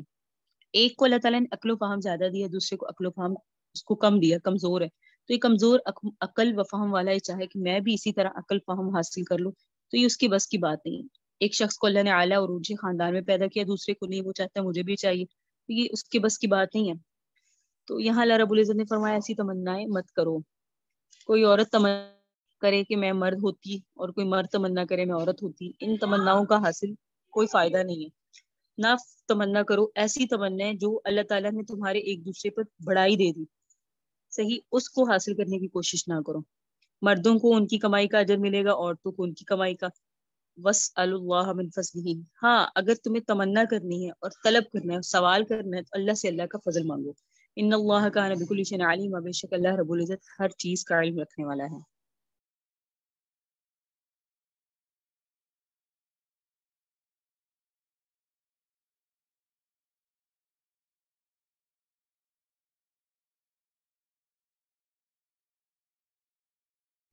یہ جو آخری آیت ہے وَلِكُلٍّ جَعَلْنَا مَوَالِيَ مِمَّا تَرَكَ الْوَالِدَانِ وَالْأَقْرَبُونَ، یہ ایک مالی حکم ہے۔ پہلے زمانے میں لوگ ایک دوسرے کے ساتھ عقد معاہدہ کرتے تھے، جس کو کہتے ہیں مولا موالات۔ مولا موالات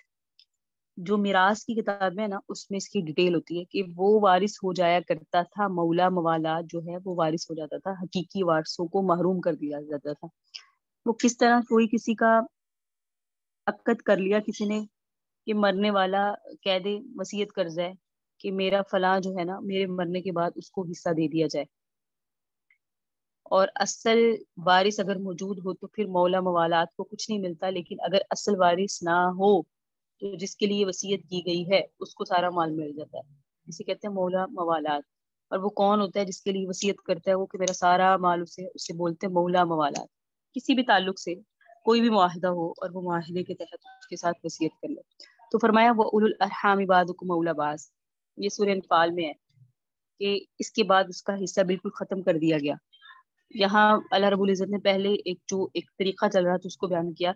کہ اگر وہ وصیت کر جائے تو اس کا حصہ ان کو دے دیا جائے گا، باقی اگر کوئی وصیت نہ کر جائے تو پھر جو اصل وارث ہے مال انہی کو ملے گا۔ وصیت کی کسی نے میرا حصہ فلاں کو ملے گا تو وہ فلاں مولا موالات اس کو وصیت کی گئی، اس کو حصہ ملا جائے گا، اور اگر اس نے وصیت نہیں کی تو اصل مال وارث کو ہی ملے گا۔ اور جن کے ساتھ دوستی کا عقد کیا ہو، جن کو مولا موالات بنایا جائے، ان کو حصہ نہیں دیا جائے گا۔ کب نہیں دیا جائے گا؟ جب اس کے اصل وارث موجود ہیں۔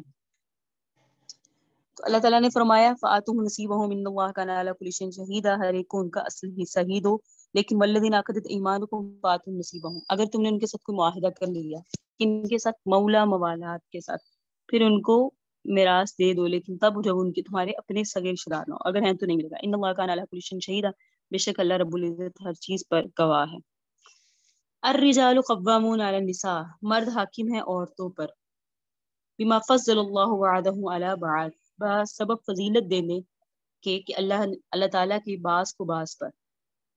مرد حاکم ہیں عورتوں پر بسبب فضیلت دینے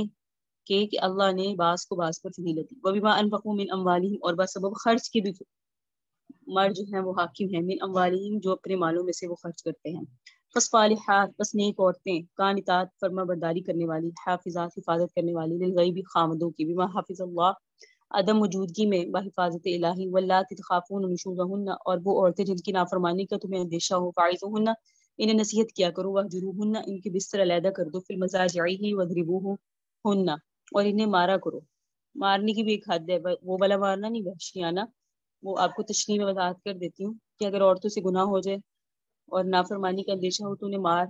پہلے بستر علیحدہ کرنا ہے، اس میں حد بندی ہے، پہلے نصیحت کرو، پھر بستر علیحدہ کرو، پھر مارو۔ فَإِنْ اطعنکم، اگر وہ تمہارے اطاعت کر لیں، فلا تبغوا علیہن سبیلا، تو اب ان پر الزام تلاش نہ کرتے پھرو، اذیت نہ دو، ان اللہ کان علیہ کبیرا، بے شک اللہ بلندی والا ہے، کبریائی والا ہے۔ وَإِنْ خِفْتُمْ شِقَاقًا، اے مسلمان اگر تمہیں اندیشہ ہو، بینہما، زوجین کے درمیان ضد کا، فبعثوا حکما من اہلہ، تو ایک حکم فیصلہ کرنے والا مرد کے خاندان میں سے لو، وہ حکما من اہلہ، اور ایک فیصلہ کرنے والا عورت کے خاندان سے۔ اللہ نے ایک اصول بتا دیا، میاں بیوی میں نہیں بن رہی تو بنانی کیسے؟ ایک مرد لو سمجھدار اور مرد کے خاندان میں سے، ایک مرد لو سمجھدار عورت کے خاندان میں سے، یہاں پورے خاندان مل کے فیصلہ کرتے ہیں، اسی لیے بنتی نہیں ہے، صرف ایک ایک لیں۔ ان یریدا اصلاحا یوفق اللہ بینہما، اگر وہ دونوں حالات درست کرنے کا ارادہ کریں گے تو اللہ زوجین کے درمیان موافقت پیدا کر دے گا۔ ان اللہ کان علیما خبیرا، بے شک علم والا ہے، خبر رکھنے والا ہے۔ وعبدوا اللہ، اللہ کی عبادت کرو، ولا تشرکوا بہ شیئا، اللہ کے ساتھ کسی کو شریک نہ ٹھہراؤ، وبالوالدین احسانا، والدین کے ساتھ حسن سلوک کرو، وبذی القربی قرابت والوں کے ساتھ حسن سلوک کرو، والیتامی یتیموں کے ساتھ حسن سلوک کرو، والمساکین مسکینوں کے ساتھ حسن سلوک کرو، والجار ذی القربی قریب والے پڑوسی کے ساتھ حسن سلوک کرو، والجار الجنوب دور والے پڑوسی کے ساتھ حسن سلوک کرو، والصاحب بالجنب پہلو میں بیٹھے ہوئے ساتھی کے ساتھ حسن سلوک کرو، وابن السبیل مسافر کے ساتھ حسن سلوک کرو، وما ملکت ایمانکم اور ان کے ساتھ جن کے مالک ہیں تمہارے دائیں ہاتھ، یعنی اپنے غلاموں کے ساتھ حسن سلوک کرو، ان اللہ بے شک اللہ لا یحب نہیں پسند کرتا من کان ہر اس شخص کو مختالن جو اکڑنے والا ہو، فخورا فخر کرنے والا ہو، الذین یبخلون اور جو لوگ بخل کرتے ہیں، ویأمرون الناس بالبخل اور لوگوں کو بھی بخل کا حکم دیتے ہیں، ویکتمون ما آتاہم اور اس چیز کو جو اللہ نے اس کو دی ہے چھپاتے ہیں، ما فضل اس چیز کو جو اللہ تعالیٰ نے انہیں دی ہے اس کو چھپاتے ہیں، ما آتاہم اللہ من فضلہ تو وأعتدنا للکافرین عذاب مہین ہم نے تیار کر رکھا ہے کافروں کے لیے ذلت یا ذلیل کرنے والا عذاب، والذین ينفقون اور وہ لوگ جو خرچ کرتے ہیں اموالہم اپنے مال ریا الناس لوگوں کو دکھانے کے لیے، ولا یؤمنون باللہ اور نہ وہ ایمان لاتے ہیں اللہ کی ذات پر، ولا بالیوم الآخر اور نہ ہی آخرت کے دن پر، ومن یکن الشیطان جو شخص شیطان کا ساتھی ہوا لہو قرینا اسی کا ساتھی بنا، فساء قرینا تو شیطان برا ساتھی ہے، وماذا علیہم اور کیا ہے ان پر، لو آمنوا باللہ کہ اگر وہ اللہ پر ایمان لائے، والیوم الآخر آخرت پر ایمان لائے، وانفقوا مما رزقهم اللہ اور خرچ کرے اس میں سے جو اللہ نے انہیں دیا، وکان اللہ بہم علیما تو اللہ تعالیٰ ان کے متعلق علم رکھنے والا ہے، ان اللہ لا یظلم مثقال ذرہ بے شک اللہ نہیں ظلم کرے گا ذرہ برابر بھی، وان تکو حسنۃ اگر وہ عمل نیکی ہوا، یضاعفها تو اللہ ان کو بڑھائے گا، ویؤتی من لدنہ اجرا عظیما اور دے گا اپنے پاس سے اجر عظیم، فکیف پس کیا حال ہوگا، اذا جئنا من کل امۃ بشہید جس وقت لائیں گے ہم ہر امت سے گواہ، وجئنا بک اے نبی آپ کو لائیں گے علی ہؤلاء شہیدا ان ساری امتوں پر اور نبیوں پر گواہ بنا کر، یوم اذن اس دن یود الذین کفروا چاہیں گے وہ لوگ جنہوں نے کفر کیا، وعصوا الرسول اور جنہوں نے رسول کی نافرمانی کی وہ چاہیں گے، لو تسوا بہم الارض کاش کے برابر کر دی جائے ان کے ساتھ زمین، ولا یکتمون اللہ حدیثا اور واللہ کے سامنے کسی بات کو چھپا نہیں سکیں گے اللہ۔ شروع صورت سے ہی اصلاح معاشرہ کے متعلق احکام چلے آ رہے ہیں، آپس میں حالات کو سدھارنے کے لیے ہدایات دی جا رہی ہیں، ہر کسی کے حقوق کا تحفظ کیا جا رہا ہے، تفصیل آپ کے سامنے آ چکی ہیں، زیادہ تر احکام مرد اور عورت کے معاملات سے متعلق دیے گئے، اس رکوع کی ابتدائی آیات بھی انہی حالات سے متعلق ہے۔ پہلے آپ کے سامنے اس بات کی طرف وضاحت کی گئی کہ اللہ تعالیٰ نے عورتوں کے حقوق بھی مردوں کے ذمہ لگائے،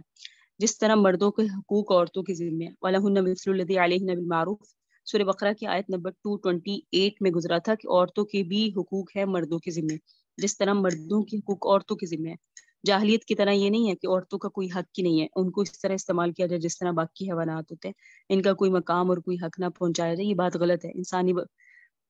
انسانی برادری سے تعلق رکھنے کی وجہ سے عورت کو بھی انسانی حقوق حاصل ہیں، مرد کے ساتھ جس طرح نکاح کا معاہدہ ہوتا ہے، اس میں جس طرح مرد کے حقوق عورت پہ آتے ہیں، اسی طرح عورت کی بھی کچھ ذمہ داریاں مردوں پہ ڈالی گئی ہیں، لیکن اس کے باوجود بعض چیزوں میں مرد کو اللہ تعالیٰ نے فوقیت دیا، وَلِلرِّجَالِ عَلَيْهِنَّ دَرَجَةٌ اللہ تعالیٰ نے مرد کو کسی حد تک فوقیت دی ہے، یہ میں نہیں کہہ رہی، اللہ فرما رہا ہے۔ پھر اللہ تعالیٰ نے یہاں تو یہ فرمایا الرجال قوامون علی النساء بما فضل اللہ بعضهم علی بعض، اللہ تعالیٰ نے مرد کو فوقیت دی اور ہمیں یہ تسلیم کرنا چاہیے، مرد مرد ہے، مرد کی عقل کامل ہے، مرد کے معاملات مردانہ ہوتے ہیں، اس میں فیصلہ کرنے درست فیصلہ کرنے کی صلاحیت عورتوں کی بنسبت زیادہ ہوتی ہے، دانش مند زیادہ ہوتے ہیں، یہ اللہ رب العزت نے رکھا، اسی لیے انبیاء کا سلسلہ مردوں سے جاری ہوا، کوئی نبی عورت نہیں ہوتی، ہاں اولیاء ہوتی ہیں، ہاں یہ ہے کہ نبیوں کو پیدا عورت کرتی ہے، تو اللہ نے عورتوں کے لیے علیحدہ سے درجات مقرر کیے، مردوں کے لیے علیحدہ سے کیے، لیکن یہ نہیں ہے کہ عورتوں کو محروم کر دیا اور مردوں کو بہت زیادہ دے دیا، ایسا نہیں ہے، اللہ نے کیٹیگریز بنا دی، مردوں کے علیحدہ ہیں، عورتوں کے علیحدہ ہے، عورتوں کو عورتوں کے مطابق درجات دیے، مردوں کو مردوں کی صلاحیت کو دیکھتے ہوئے اس کے مطابق، تو یہ قرآن کا قاعدہ ہے الرجال قوامون علی النساء بما فضل اللہ بعضهم علی بعض وبما انفقوا من اموالهم، اس کی بہت ساری چیزیں، ایک یہ ہے کہ وہ خرچ بھی کرتے ہیں عورتوں پر، ان کو گھر دیتے ہیں، چھت دیتے ہیں، اور پھر ان کو سکنا دیتے ہیں، نفقہ دیتے ہیں، کھلاتے پلاتے ہیں، اور اگر مرد یہ کام کرے تو ہی وہ مرد رہتا ہے، اگر عورت اس کام میں لگ جائیں تو پھر وہ مرد اپنی شان و شوکت کو بھی کھو بیٹھتا ہے۔ پھر اللہ رب العزت نے عورتوں کی کچھ صلاحیات، کچھ صفات بیان کی، فالصالحات نیک عورتیں، اللہ کو پسند عورتیں کون سی ہیں، اب ہمیں دیکھنا ہے، مجھے اور آپ کو دیکھنا ہے، ہم چونکہ خواتین ہیں ہمیں دیکھنا چاہیے ہم اس میں کہاں شامل ہیں۔ سب سے پہلے اللہ نے فرمایا فالصالحات کہ میری پسندیدہ عورتیں، نیک عورتیں جو خامد کی فرما برداری کرتی ہیں، خامد کی فرما برداری کرنے والی، قانتات اطاعت کرنے والی، حافظات للغیب نیک عورتیں وہ ہوتی ہیں جو خامندوں کے رازوں کی حفاظت کرتی ہیں۔ یہ بھی عورت پر ایک بہت بڑی ذمہ داری، کیونکہ خامند کے ساتھ اس کی بیوی زندگی میں اسی طرح شریک ہوتی ہے، نہ تو گھر کا کوئی راز اس سے چھپا ہوتا ہے کہ مال و دولت کہاں رکھا ہے اور کتنا گھر میں اور کتنا باہر ہے، ہر چیز سے واقف ہوتی ہے۔ تو اللہ رب العزت نے فرمایا نیک عورت وہ ہوتی ہے جو شوہر کی اطاعت کرنے والی ہوتی ہے، اس کی فرمانبرداری کرنے والی ہوتی ہے، اس کے عدم وجود کی، اس کے مال کی، اس کے گھر کی اور اس کی عزت کی، اور یہ اپنی بھی حفاظت کرنے والی ہوتی ہے۔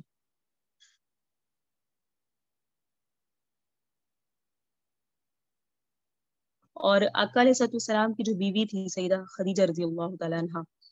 سیدہ خدیجہ رضی اللہ تعالیٰ عنہ ایک مثالی بیوی ہیں۔ اگر آپ آقا علیہ الصلوۃ والسلام پر جب وحی نازل ہوئی اور آقا ان کے پاس گئے اور فرمایا یا خدیجہ زملونی زملونی، مجھے کمبل اڑا دو، مجھے کمبل اڑا دو، تو سیدہ خدیجہ کا جو کردار تھا اس موقع پر، جو انہوں نے آقا کو جن الفاظ کے ساتھ حوصلے دیے، وہ ہمارے لیے سبق ہے۔ سرور کائنات کے جو کمالات ذکر کیے جاتے ہیں ان میں بنیادی طور پہ اس بات کو ذکر کیا جاتا ہے کہ سیدہ خدیجہ حضور کی بہت مداح تھی۔ انہوں نے جو آقا کا نقشہ کھینچا اس وقت جب حضور غار سے آئے، آ کر کہا مجھے تو اپنی جان کا اندیشہ ہے، اس قسم کے خیالات یا حالات میرے سامنے آ گئے۔ تو بہت بنیادی اخلاق جو ایک اچھے سے اچھے انسان کے اندر پائے جا سکتے ہیں، اور شہادت بیوی نے دی، یا آپ کے بہت بڑے با کمال ہونے کی ایک بنیادی شہادت ہے جو بیوی نے دی۔ تو خواب الغیب میں یہ بات ہو جائے گی، جب خامد گھر میں موجود نہ ہو تو عزت کی حفاظت کرنے والی ہوں، مال کی حفاظت کرنے والی ہوں، بچوں کی حفاظت کرنے والی ہوں، بما حفظ اللہ، اللہ کی حفاظت کے ساتھ بھی توفیق الہی بھی حفاظت الہی، وہ خامدوں کی پشت پیچھے حفاظت کرنے والی ہوں، ہر قابل حفاظت چیز کی حفاظت کرنے والی ہوں۔ تو عورتوں کے لیے یہ معیار اللہ رب العزت نے بیان فرما دیا کہ اچھی عورتیں یہ ہوتی ہیں۔ اب جس وقت مردوں کو حاکم بنا دیا اور عورتوں کو محکوم، تو پھر طبعی طور پہ کبھی کبھی حاکم کو اپنے محکوم کی اصلاح کی ضرورت آتی ہے نا، جو بڑا ہوتا ہے اس کو اپنے ماتحت کی اصلاح کرنی پڑتی ہے۔ تو اب اگر تو وہ اپنے منصب سے ہٹنے کی کوشش کرے کہ محکوم تو ہے لیکن وہ حکومت قبول نہیں کرتا اور ہدایات کی پابندی نہیں کرتا، ایسا بھی ہو سکتا ہے۔ تو پھر اگر حاکم کے پاس اصلاح کی کوئی قوت نہ ہو تو تب بھی معاملہ گڑبڑ ہو جاتا ہے۔ تو اللہ تعالیٰ نے تدبیر دی حاکم کو، مرد حاکم ہے نا، تو اگر اس قسم کا تمہیں اندیشہ ہو کہ ہدایات کی عورت یا محکوم پابندی نہیں کرے گی، تو ان کی طرف سے بتایا کہ نہ موافقت ہو، سرکشی ہو، تو پہلا درجہ ہے کہ ان کو نرمی کے ساتھ سمجھاؤ، انہیں واعظ کرو، نفع نقصان سمجھاؤ کہ دیکھو جس طریقے سے تم چلنے لگی ہو اور یہ کہتی ہو کہ میرا بھی اس طرح حق ہے، میں بھی آزاد ہوں، جس طرح چاہوں کروں، تو تم آزاد ہو لیکن حدود اللہ میں آزاد ہو، جو اللہ نے حد بند مقرر کی ہے اس میں، اس سے زیادہ میں نہیں۔ تو اللہ نے فرمایا خامند کی فرما برداری پر وہ کرے اور خامند اس کو سمجھائے۔ پہلی درجہ بندی جو بتایا، پہلا درجہ جو بتایا کہ خامند محبت سے، نرمی سے اس کی اصلاح کرے۔ اگر وہ آواز و نصیحت سے متاثر نہ ہو تو دوسرا درجہ ہے کہ تنبیہ، ان کے پاس لیٹ نہ چھوڑ دو، یعنی رہو گھر کے اندر ہی، گھر سے باہر نہ جاؤ، لیکن اعراض اتنا سا نمایاں ہو جائے کہ ان کا بستر علیحدہ کر دو، ان کی چارپائی علیحدہ کر دو۔ تو یہ عورت کے لیے ایک بہت بڑی تنبیہ ہے، تنبیہ اس اعتبار سے کہ عورت اگر اپنے ماں باپ کا پیار چھوڑ کر اور بہن بھائیوں کی ہمدردی چھوڑ کر خامد کی گھر آیا کرتی ہے تو وہ کوئی روٹی کے لیے نہیں آتی، کپڑے کے لیے نہیں آتی، واضح بات ہے کہ شوہر کے لیے آتی ہے۔ تو ناز و نخری کے ساتھ رہ سکتی ہے وہ، اس میں کوئی حرج نہیں ہے۔ تو خامد کے ساتھ جو تعلق ہوتا ہے اس میں اصل نوعیت ادائے حقوق والی، یعنی زوجیت والا تعلق ہے۔ اگر خامد اس سے راز کر لے اور اس کے ساتھ بیویوں والا تعلق نہ رکھے تو یہ عورت کے لیے بدترین قسم کی ذہنی سزا ہے۔ تو اللہ نے فرمایا یہ کر کے دیکھ لو شاید سدھر جائے۔ اگر یہ بھی معاملہ نہیں ہوتا تو پھر معاملہ ٹھیک نہ ہو اور کوئی زیادہ سخت واقعہ معاملہ ہو رہا ہے تو آگے ہے کہ پھر فضریبوہ انہیں مارا کرو، لیکن سرور کائنات نے فرمایا ایسی مار مارو ضربن غیر مبرحین، جو بدن پہ نشان نہ چھوڑے، مطلب ہے جس میں چوٹ نہ لگے، ذہن بس روب آئے، چوٹ نہ لگے، کوئی نقصان نہ ہو، یہ حضور صلی اللہ علیہ وسلم نے بیان فرمایا۔ لیکن ساتھ یہ بھی کہا اچھے لوگ یہاں تک نہیں پہنچتے، اچھے لوگ عورتوں کو مارا نہیں کرتے، بہت ہی مجبوری اگر ہو جائے تو ہاتھ اٹھانے کی اجازت ہے، تو سیدھا کرنے کی اجازت ہے، لیکن اس طرح سیدھا نہیں ہے کہ اس کو زخمی کر دو، نقصان پہنچا دو، نشان ڈال دو۔ شریعت میں کہیں بھی اور آپ کا کے احکامات میں اور قرآن کے احکامات میں اللہ نے کہیں بھی یہ نہیں فرمایا کہ مرد ایسا جابر بن جائے یا ایسا وحشیانہ مارے، یہ دین اسلام کی تعلیمات ایسی نہیں ہو سکتی۔ ہاں یہاں ہے ایک جگہ میں نے پڑھا کہ جیسے عورت کا پلو ہے اس پلو سے مار سکتا ہے یا مسواک سے، اس سے زیادہ نہیں۔ آگے فرمایا فَإِنْ أَطَعْنَكُمْ، پھر اگر اس طرح سے کرنے کرانے سے وہ تمہاری فرما بردار ہو جائے تو پھر پچھلی باتیں بھلا دیا کرو، پھر خواہ مخواہ ان کے اوپر الزام کے لیے راستے تلاش نہ کرو۔ انہیں پھر مارنے کا یعنی تنگ کرنے کا کوئی بہانہ نہ ملا، یہ تمہارے لیے اچھی بات نہیں ہے۔ پھر جو بات ہو گئی اس کو فراموش کر دو، پھر سیدھے ہو کر رہو، ان کے ساتھ اچھی طریقے سے نبھا کرو۔ یہ کتنی پیاری بات ہے، پچھلی باتوں کو بھول جاؤ، سالہ سال نہیں بھولتی، اور اس طرح سے مرد بھول جاتے ہیں، عورتیں نہیں بھولتی۔ تو فرمایا کہ اگر ایسا ہو جائے تو پھر پچھلی باتیں بھول جاؤ۔ آگے اللہ رب العزت نے پھر ایک اصلاحی اسکیم فرمائی کہ اگر آدمی تو وہ اگر میاں بیوی میں نہیں بن رہی، یعنی ان میں نباہ نہیں ہو رہا، تو پھر فرمایا وَإِنْ خِفْتُمْ شِقَاقَ بَيْنِهِمَا فَبَعَثُوا حَكَمًا مِنْ أَهْلِهِ وَحَكَمًا مِنْ أَهْلِهَا۔ اگر تو نہیں بن رہی تو پھر یہ ہے کہ وہ آدمی جو سمجھدار ہے، خامد کا ہمدرد ہو، اس کے خاندان میں سے لے لو، اور ایک وہ آدمی جو سمجھدار ہو اور عورت کا ہمدرد ہو، وہ عورت کے خاندان سے لے لو۔ پھر یہ حالات کا جائزہ لیں، نیک نیتی کے ساتھ وجہ اختلاف معلوم کرے، جس کی زیادتی ہے اسے بتایا کہ تمہاری یہ زیادتی ہے، یوں نہ کرو۔ اگر یہ دونوں نیک نیتی کے ساتھ کوشش کریں گے تو اللہ تعالیٰ موافقت پیدا کر دیں گے۔ بعض کہتے ہیں یہاں دونوں سے مراد وہ لوگ نہیں ہیں جنہیں میاں بیوی کے خاندان سے لینا، بلکہ زوجین ہیں، کہ اگر وہ اصلاح کر لیں حالات ٹھیک ہو جائیں گے۔ اگر ان کا ہی ارادہ درست ہونے کا نہیں ہے، خاوند اپنی ضد پر اڑا ہے اور بیوی اپنی ضد پر اڑی ہے، تو پھر آپس میں اصلاح ممکن ہی نہیں نظر آ رہی، تو پھر ان کے درمیان اگر نہیں ہو رہی، ان یرید اصلاح یوفق اللہ بینہما، اگر نہیں ہو رہی تو اللہ رب العزت جو ہے علیماً خبیر، بے شک اللہ علم رکھنے والے ہیں، خبردار ہے۔ تو پھر زوجین میں نیک نیتی ہوئی کہ واقعی وہ حالات کو سدھارنا چاہتے ہیں،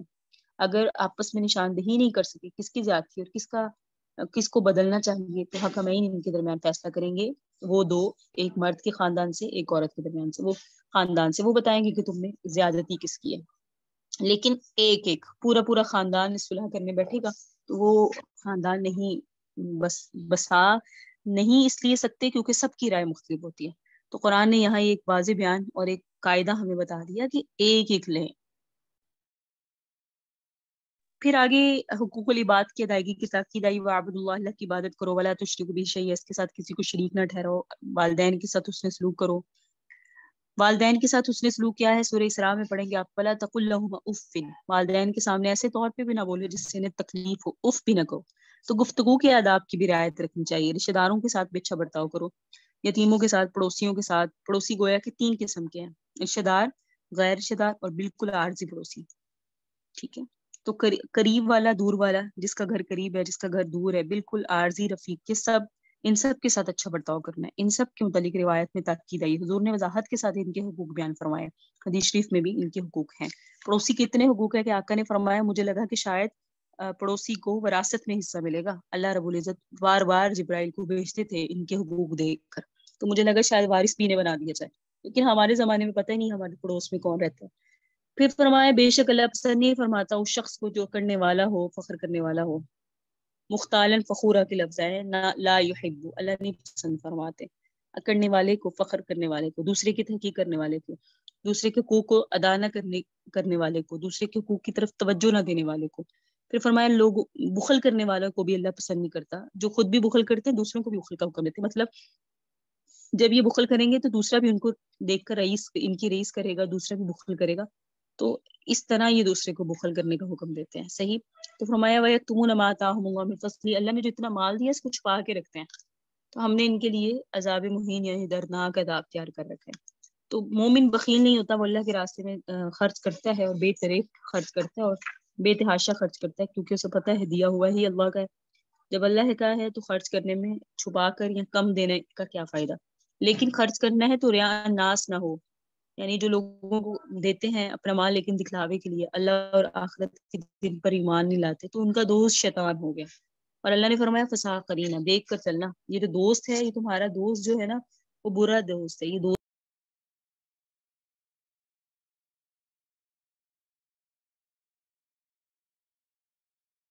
پھر فرمایا وما علیہم لو آمنوا باللہ والیوم الآخر وانفقوا مما رزقهم اللہ، کہ کیا ہے یہ کیوں نہیں خرچ کرتے، اگر یہ اللہ پر آخرت کے دن پر ایمان لاتے ہیں تو خرچ کرو، اور خرچ بھی اس میں سے کرو جو ہم نے تمہیں رزق دیا، تمہارا اپنا ہے ہی نہیں۔ یہ قرآن میں جگہ جگہ آیا ہے، انفقوا مما رزقناہم وانفقوا مما رزقهم اللہ، تاکہ اللہ تعالیٰ نے فرمایا خرچ کرو اس میں سے جو ہم نے رزق دیا، تاکہ خرچ کرنا آسان لگے۔ جب ہوتا ہے نا میرا ہے ہی نہیں تو خرچ کرنا آسان لگے گا، جب یہ انسان سوچے گا میں اپنا مال کیسے دوں، تو اللہ نے فرمایا تمہارا تو تمہارا نہیں ہے، یہ تم دیا ہی ہمارا ہوا ہے، جب ہمارا دیا ہوا تو ہمارے ہی راستے میں خرچ کرنے میں مذائقہ کیا ہے، ہمارا دیا ہوا ہمیں دو، لیکن اگر دو گے تو ہم 70 گنا بڑھا کے تمہیں دیں گے، 700 گنا اپنے تیسرے پارے میں پڑھا ہے۔ پھر اللہ نے فرمایا ہے کہ اللہ تعالیٰ ظلم نہیں کرتے، ذرا برابر بھی کوئی ذرہ برابر بھی نیکی کرے گا اس کو بھی بڑھا دیا جائے گا۔ سبحان اللہ، وَيُؤْتِ مِن لَّدُنْهُ أَجْرًا عَظِيمًا، بہت زیادہ بڑھا کے اپنی طرف سے دیا جائے گا۔ تو اللہ کے راستے میں خرچ بھی کرو گے نا، تو ذرہ کے برابر بھی کرو گے نا، تو اللہ تعالیٰ اس کو بڑھا کے، عملی نیکی کو بڑھا کر تمہیں دکھائیں گے۔ بروز معاشر انسان کہے گا یہ میں نے نیکی نہیں کی، اللہ فرمائیں گے وہ آپ نے جو نیکی کی اس کو 70 گنا بڑھا دیا گیا، اس کو اتنے گنا بڑھا دیا گیا۔ فرمایا پھر آگے ایک بروز محشر کا قصہ جو ہے اس کا ایک نقشہ کھینچا آیت نمبر 41 میں اور 42 میں، کہ جس وقت لائیں گے ہم ہر امت پر گواہ اور لائیں گے آپ کو ہر امت پر گواہ۔ یہ آپ کے سامنے غالباً بیان ہو چکا تھا کہ بروز محشر اللہ رب العزت ہر امت سے پوچھیں گے، جتنی بھی امتیں آئیں گی کہ تمہارے نبیوں نے تمہارے پاس آ کر تمہیں تمہارا پیغام پہنچا دیا جو میری طرف سے انہیں دیا گیا تھا کہ تم تک پہنچائیں، اور وہ واضح انکار کریں گے ہمارے پاس کوئی رسول نہیں آئے۔ پھر ان رسولوں کو بلایا جائے گا، ہر نبی اپنی امت پر آئے گا اور یہ گواہی دے گا کہ اللہ میں نے تو ان کو آپ کا پیغام پہنچا دیا، تو لیکن وہ امتیں انکار کریں گی۔ اب نبی سامنے، نبیوں کے سامنے کہہ رہی ہیں آپ نے ہمیں کوئی پیغام نہیں پہنچایا۔ پھر ہم یعنی امت محمدیہ کہیں گی کہ ان کے نبیوں نے ان تک پیغام پہنچا دیا، تو فوراً وہ امتیں ہم پر اعتراض کریں گی تم تو بالکل سب سے آخر میں آئے ہو، تم کیسے کہہ سکتے ہو کہ ہم تک پیغام پہنچا، تم تو اس وقت موجود ہی نہیں تھے۔ تو امت محمدیہ کہے گی ہمیں ہمارے آقا محمد صلی اللہ علیہ وسلم نے یہ بتایا کہ ہر نبی نے اپنا پیغام اپنی امت تک پہنچایا، قرآن میں ہے، احادیث میں بھی ہے۔ تو پھر ہم پر اور ساری امتوں اور رسولوں پر گواہ لائے جائیں گے آقا علیہ السلام، اور آقا فرمائیں گے میری امت نے درست کہا اور سارے رسولوں نے جو گواہی دی اپنی امتوں کے حق میں وہ درست ہے۔ تو یہاں فرمایا وہ کیسا وقت ہوگا جب ہم ہر امت کو گواہ لائیں گے اور آپ کو ان سب پر گواہ لائیں گے۔ یہ بھی آقا علیہ السلام کا منصب، آقا کا بروز محشر پروٹوکول، آقا کا جو ایک مقام ہے وہ واضح ہو رہا ہے کہ تمام خلقت پر گواہ آقا بنیں گے اور آقا کی ہی گواہی قبول کی جائے گی صلی اللہ علیہ وسلم۔ اور کافر اس دن تمنا کرے گا کاش زمین برابر کر دی جائے اور وہ زمین میں چلا جائے، ولا یکتمون اللہ حدیثا، اور وہ نہیں چھپا سکیں گے اللہ سے کسی بات کو بھی، کیونکہ وہ اپنے سامنے جب وہ سارا معاملہ دیکھے گا کہ میرا ہر عمل میرے سامنے دکھایا جا رہا ہے، تو وہ یہ کہے گا کہ کاش آج زمین کھلے میں مٹی بن جاؤں تاکہ میری جو آج کی رسوائی ہے اس سے بچ سکوں۔ ھذا هو المرام اللہ اعلم بحقیقت الکلام۔ سبحان ربک رب العزة عما یصفون وسلام علی المرسلین والحمد للہ رب العالمین۔ اللهم صل على سيدنا محمد وعلى آل سيدنا محمد وبارك وسلم وصل عليه۔ ربنا تقبل منا إنك أنت السميع العليم وتب علينا إنك أنت التواب الرحيم۔